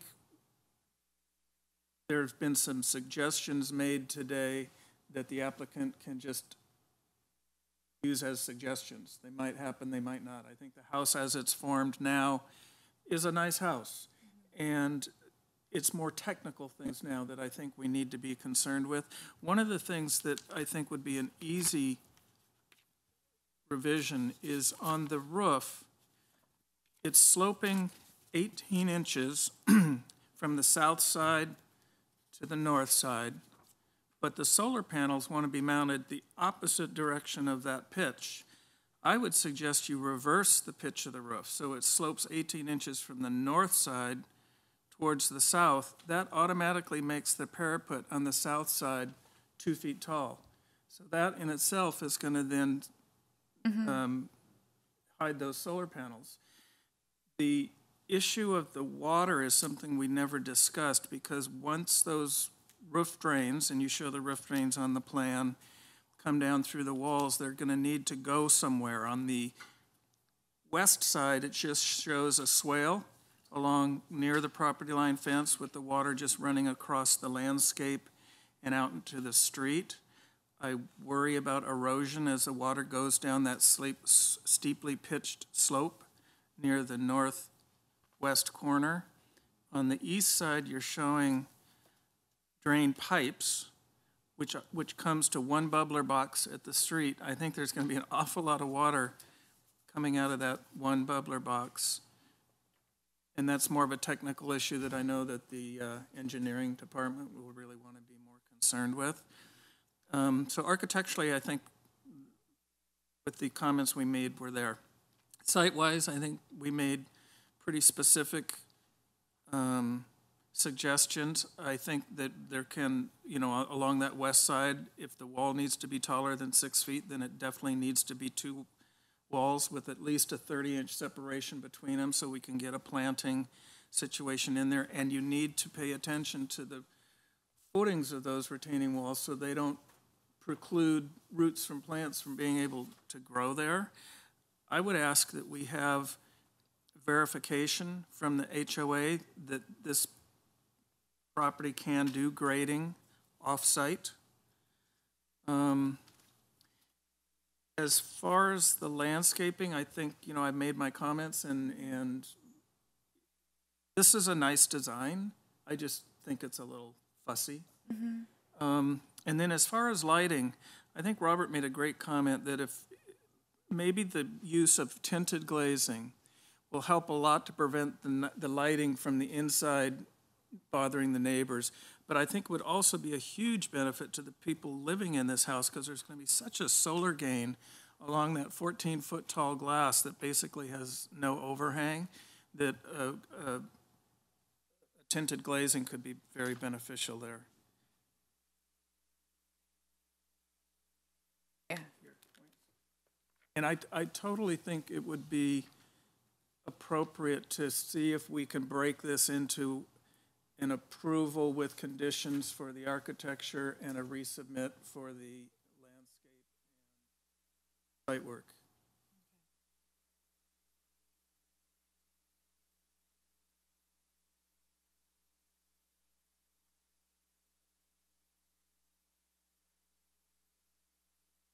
Okay, so I think that's almost a motion. Yeah. Edward, how are you doing with all the commentaries that were put together? I almost think that we had like a two versions. No, that's okay. I think that in the end, the summary and the specific areas that you want improvement are well noted. You know, that's the architecture, the landscape, the grading of the site, and then the solar. Those are the four main areas where your comments are. Those will be well captured. The comment of member Jackway, I think that will help, assuming that's the direction that you want to go, that if you approve the architecture, what will come back to you will be grading and Landscape. and lighting Landscape. and landscaping. So yeah, that will help. The only question I have is that will the architecture be approved with conditions based on the comments made by the chair? Would those be incorporated as conditions? That is about the eyebrow. And I think there was one more question. Yeah, I think before I say that is, Mr. Foster, I want to be able to make this comment. We are very sympathetic that this is your fourth time around. We don't want anybody to go through 4 versions of this. But at the same time, the reason why we were going through 4 versions of this is because your plans are not thorough. Whoever your design team is, you need to relay back that the plans have to be informative so that 6, 7 professionals, including staff, can make good findings, if there are any. And this is the challenge that we're at. And the efforts that we're making today is because we want you to proceed with this project. So we're in support of you. We're not in support of how this project was submitted. Madam Chair, if I may, in the past, and I don't know the profession of the applicant, but during his presentation, in responding to most of the questions that you asked, he was referencing his engineer. In the past, the AAC has requested that the engineer be present to answer those questions. So when bringing back the grading plans to you, I will recommend that his engineer be present to answer those questions because they are very technical in nature, and I'm not faulting the applicant for not being able to respond to those, but the AAC, the members want to know, staff will want to know too, because in drafting our staff report and resolution, we want to be able to include some of those questions that were asked because they are very germane to this project, being a hillside project. So. Oh, I think that's a great idea. I think also the landscape architect should be here. And I know Correct. that Tom sits here, but he can present the project and we can understand That's how the correct. He's concept. qualified to, based on his operation and based on the city's requirement, he can make a presentation. Right. So I think having said that and getting that out of my chest, I would like to define the comments for architecture and the conditions, which are conditions and which are suggestions. Correct. Okay. And then I would like one more time, I know it's kind of tedious to talk about the site grading issues in general, right? But I want to go down the list because this is going to go in front of planning, and I would like planning to have as much as information of the discussion in which today we all thought that we were going to leave earlier because of one project. But this is very important to the city and to you. So if we can go down those comments, I think it would be beneficial. So I would say on the architecture that the comment that was made on the front fascia, it's what I would say is a condition. I would say that lowering the ceiling height in order to create enough parapet screening of the photovoltaic panels should also be a condition. So in this case, if the applicant is keeping it as an 18-foot parapet, the top of sheathing needs to be 15 feet. That's 2 feet. Madam Chair, could you please repeat the last, I'm sorry. The maximum height? 16 feet. Maximum, right now the applicant is proposing 18-foot parapet. In order to keep that, the top of sheathing needs to be 16 on the low side of the roof. I'm sorry, on the high side. No, flat. Okay, can we take that again? I'm sorry. 16-foot top of sheathing. Uh-huh. Flat. 18-foot parapet. And that the ceiling of the main area, living room, dining room, what you call it, needs to be flat so that the light fixtures are recessed and hiding the light source.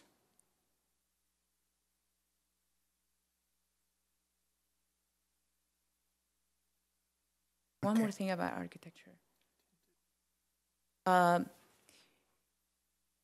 Yeah, the idea of, the requirement of tinted glazing in order to diffuse the hot spot that may be created by lighting. This is in interior. Yeah. I think that's it on architecture. Okay, all right. Then now we're going to go into site. I would say any fence design, any wall design needs to be provided in the package.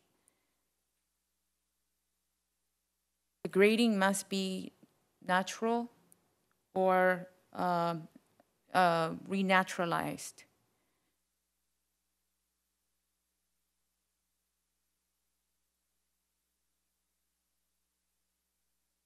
Anything above, is it 5 feet or 6 feet?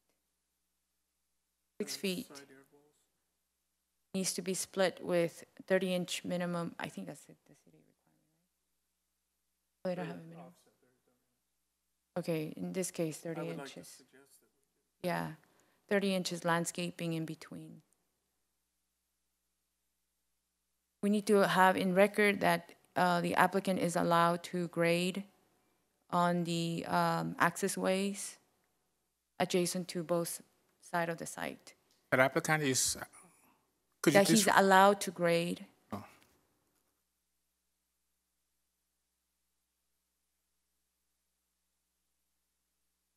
For the purpose of renaturalizing those slopes? Yes.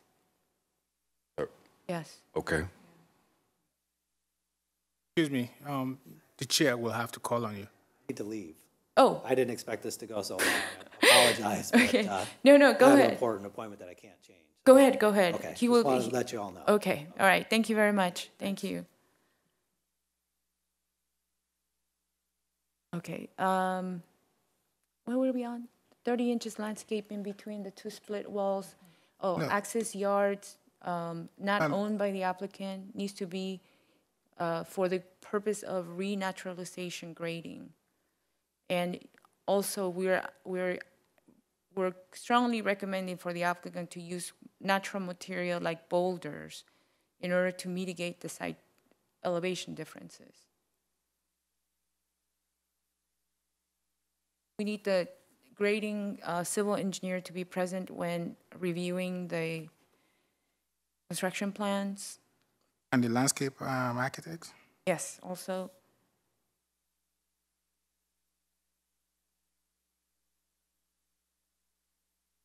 So we talked about material of the fencing, location of the fencing, accuracy on location on the plans.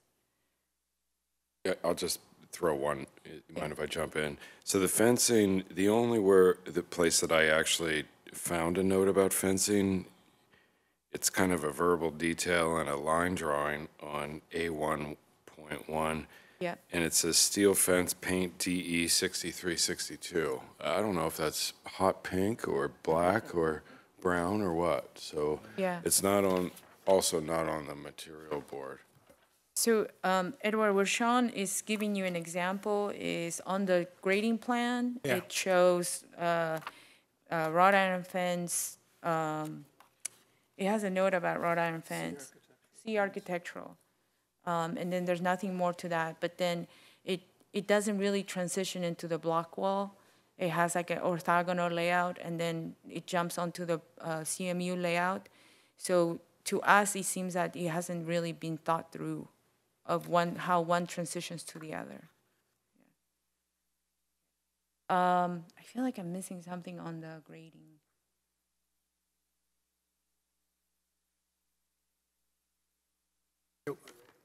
Yeah, you mentioned guardrail on the pool. Yeah, I think Tom's point on that is that if it is an infinity pool, somehow they can get away without having a pool fence. Well, because presumably you can't walk along that bond beam. Right. They still would need a pool fence below Okay, but if there is actually hardscape next to the pool, then it becomes a walkway in which then you have a drop-off, and so then a separate fence or guardrail design is required. So which one is it? I remember that came up when we saw the project the first time, and I've only been to one of the houses out back up there, and it does not have, pretty sure it's got a hardscape behind the Edge? pool, and then some landscape, and then it drops off, and there's no visible fence. know Not how they- that any of my clients have done this, but Right. there's been times where they go back and they take it out.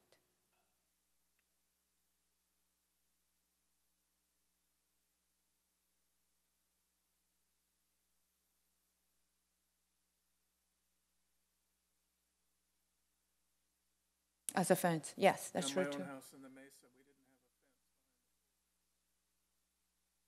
That itself was a fence, yeah, okay. Interpret, yeah, okay. On the landscape, we had commentary about a specimen landscape, a specimen material that goes underneath the entry roof line that Ocotillo may not do well, and instead it should be something else. That is, I think they're looking at something that is maybe 5 to 7 feet tall, so it comes below that roof line and it composes against the texture wall. So I think we're asking them to pick another material that would do well in shade.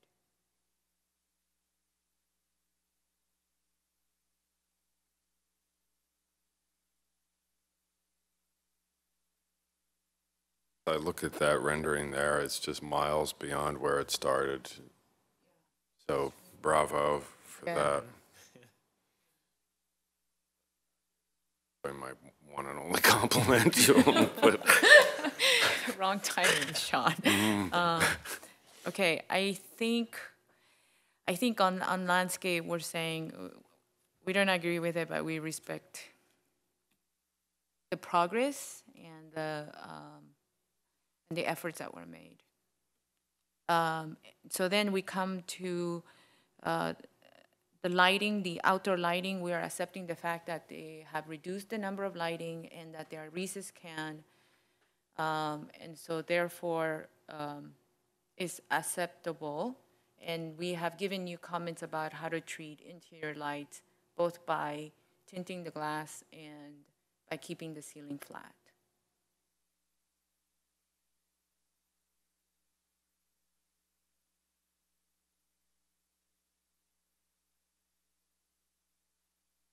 Can I just throw something in? And I don't know if this is appropriate or not. At our last meeting, we saw a couple of other houses up in this development, and this is related to the landscape design. And as I recall, they were of a similar style. And the question comes in, is this an appropriate style for 9 homes along one street? And is it something that we want to have a say on or, consider? Because I don't know that he's going to come back with much of a change on the landscape design. So we could get, the same sort of very geometric. This is where I get into a bit of a conundrum, because the application here is for this project, correct? So can we make mentions of, or can we make reference of what has been submitted before in evaluation? In the past, the city attorney has opined that items that are not on the agenda ought not to be discussed.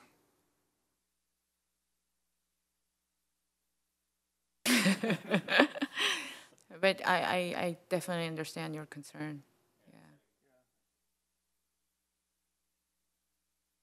Yeah. So as a comment, I mean, if we really feel strongly about this, I think going to a more naturalistic approach to the landscape is probably a good recommendation, given the direction that he's going to come back with.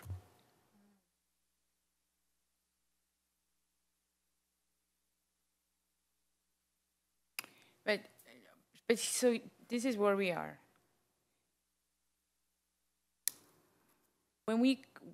Right now we're asking for the applicant to come back when they has a full landscape design based on this one. If this changes now to a more organic, natural look, then we got to see the concept design before they become finalized landscape.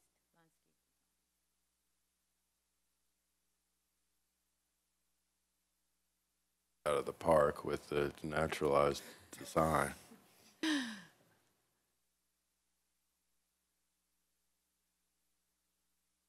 Yep.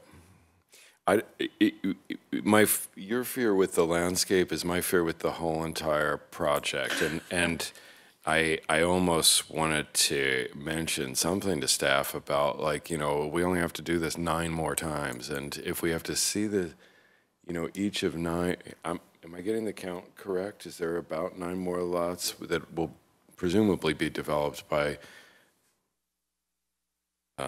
It's really not fair for me to say all this without him here, to be honest, but, it is my fear that I'd hate to, I would just dread coming in here 4 times for each of 9 projects in the future. So it would be nice if, I don't know if you're the planner for that area up there, but that sure would be great if we could just eliminate some of the trials and tribulations we've just gone through with this one ahead of time before we get to that and say, look, these guys just aren't gonna, it's not gonna fly.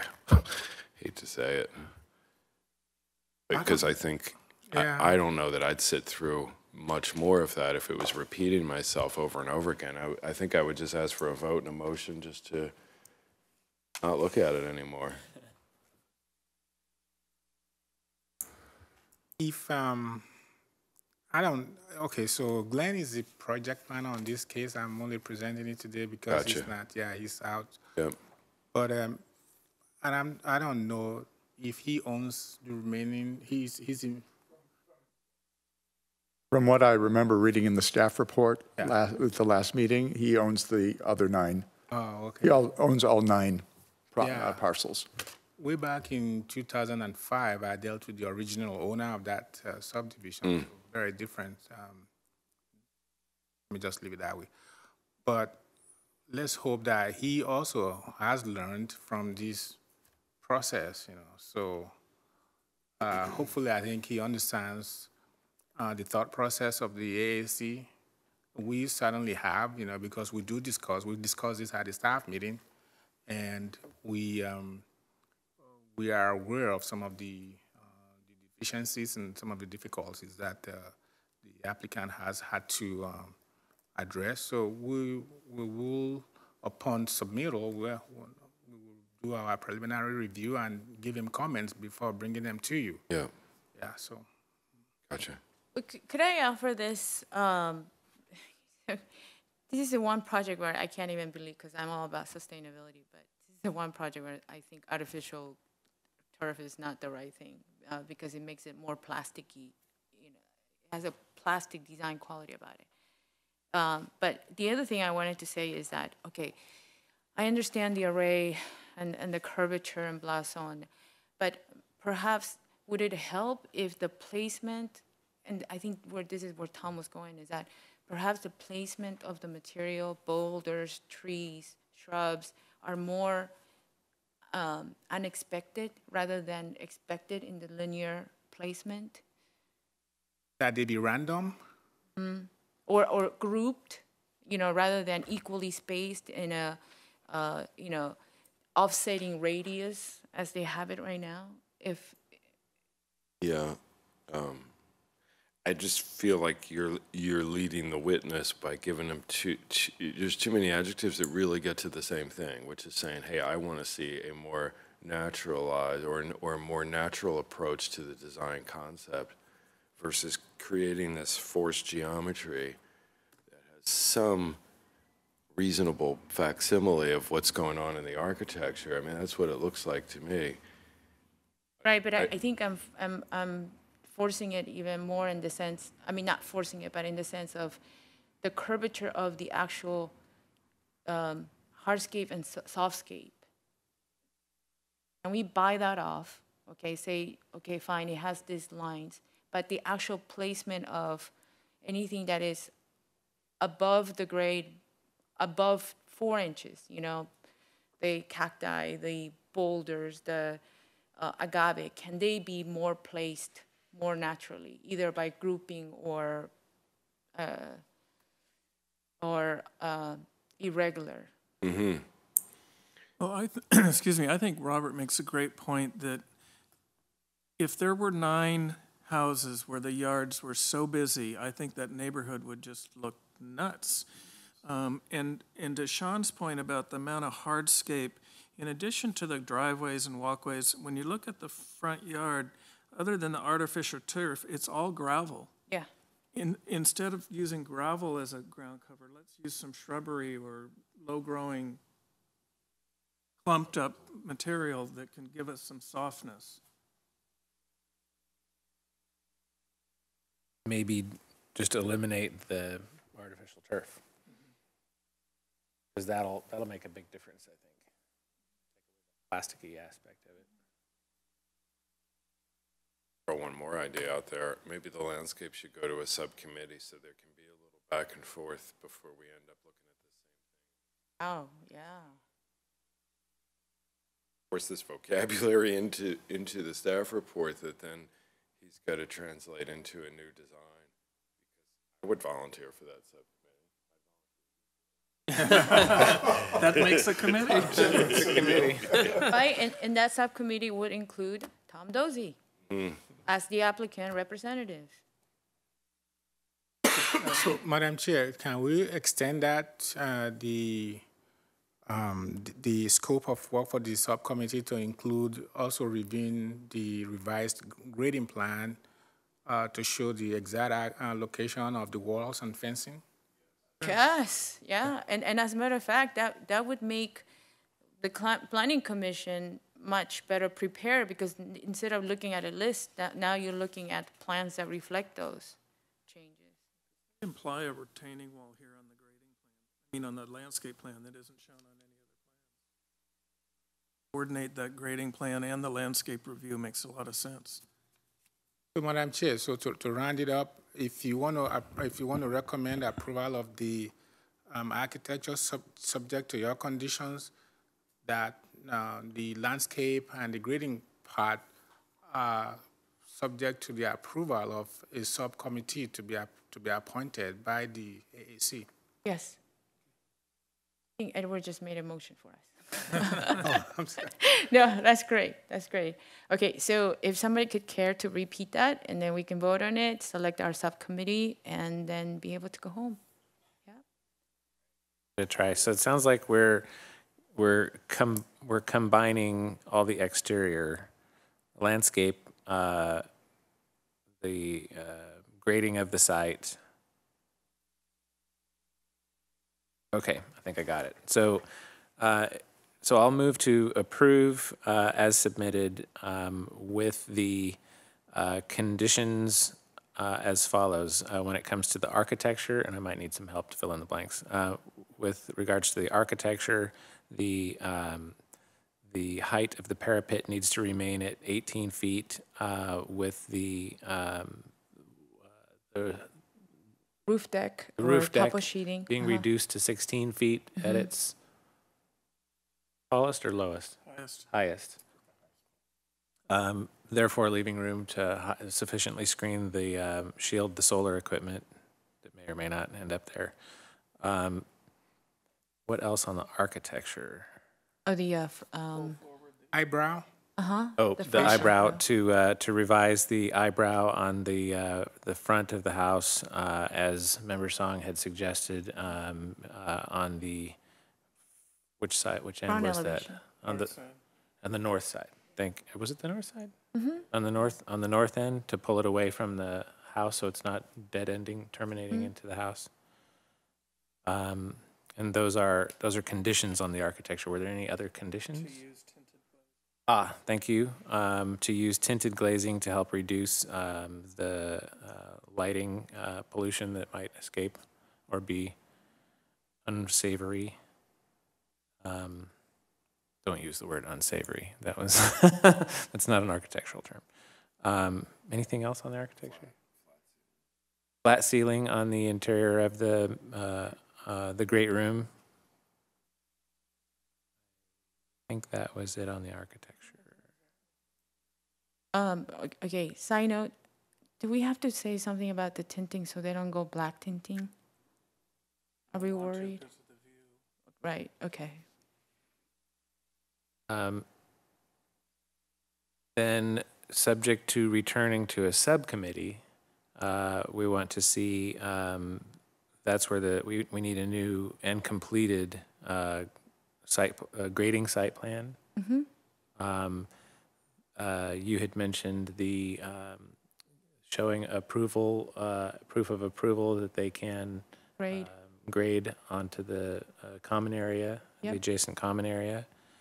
Do we want to say anything about the landscape?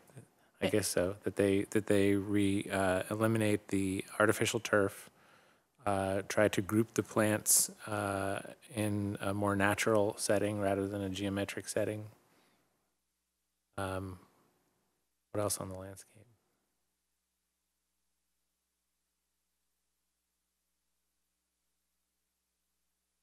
Organic design. More organic design. Organic desert design.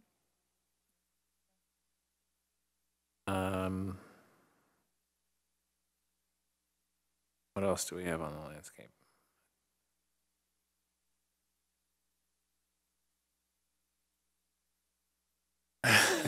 Create a crescendo somewhere, please. I mean, I don't want to say green carpet, but reduce the surface area of gravel and increase coverage with. Yeah, okay, that makes sense. Yeah, planetary. reduce ground cover, gravel percentage, and give us some more natural ground cover. Shrubbery, yeah, ground cover. Shrubbery and other plants. Okay. Anything else fall into, I think we covered, did that cover it? What did we forget? Oh, I just mentioned the grading from the point of needing to see a better grading site plan, right? Specific wall elevations, that was the part I was missing, that shows the specific wall elevations. Wall types. Wall types, wall design. We need Wall we design. need an actual wall design.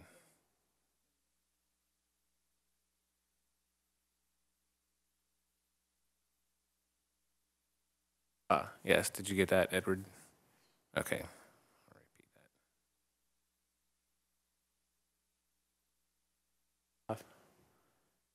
No, I think that's good. Okay, I think that's the motion. that's the motion. Yeah, and I think, Edward, you have comments from other earlier discussions. You can, Yes. okay, all right. I'll second that motion.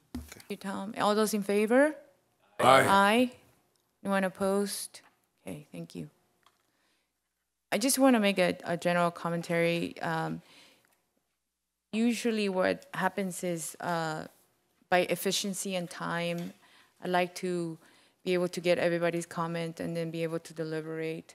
But there are cases that are not as easy that I would like to spend more time on sort of deliberating together. And I think by doing that, we have actually come up with a better solution. So I appreciate that. Thank you. Yes, Member Robert. Oh, Yes. yeah. I think thank we you. need to identify who the subcommittee is. So it is good that he's at the end. Okay, so volunteering for subcommittee, I heard Sean. Yep. Okay, thank you. And one more person, at least. But he's vice now. He's vice chair now. Okay. Would you be willing? challenge is I'm out of town for the next. Do you think? No, it's typically done through email. Pushing attachments back and forth. Yeah. So Member Lockyer, Vice Chair Tom Jakeway. Jackway, right? Yeah. And, well, no, he will he come comes as an applicant, he yeah. participates. We ask, yeah, The subcommittee, so. yes, yeah.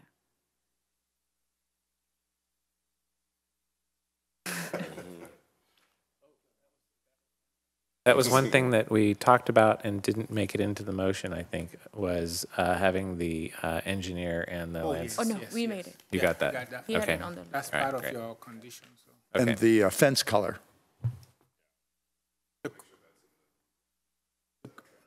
The fence color?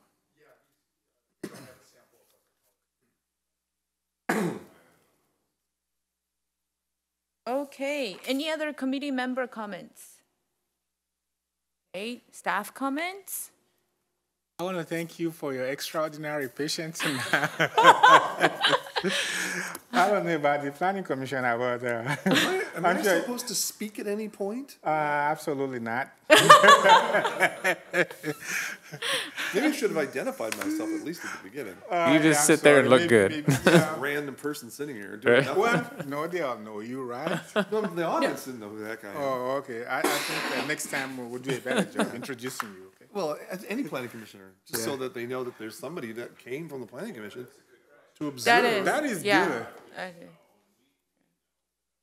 Yeah, That's true. yeah. Well, there's I- just some guy sitting yeah. there looking around. Actually, when we do roll Is call. this your yeah. first time? No. No, Wow, no, okay. no, he's been here before. Yeah, after a roll call, we should introduce Yeah, we the- should okay, introduce, I'll yeah. make that known. Any planning commissioner. Yeah, I'll make Not that known just to- me. No, I will not identify you by name. I will say the planning commissioner in attendance, right? You Yeah. can say my name. No, I mean when I talked to Flynn about this. So. Okay, so it's 5:15 and we're adjourned. Thank you Thank all. you.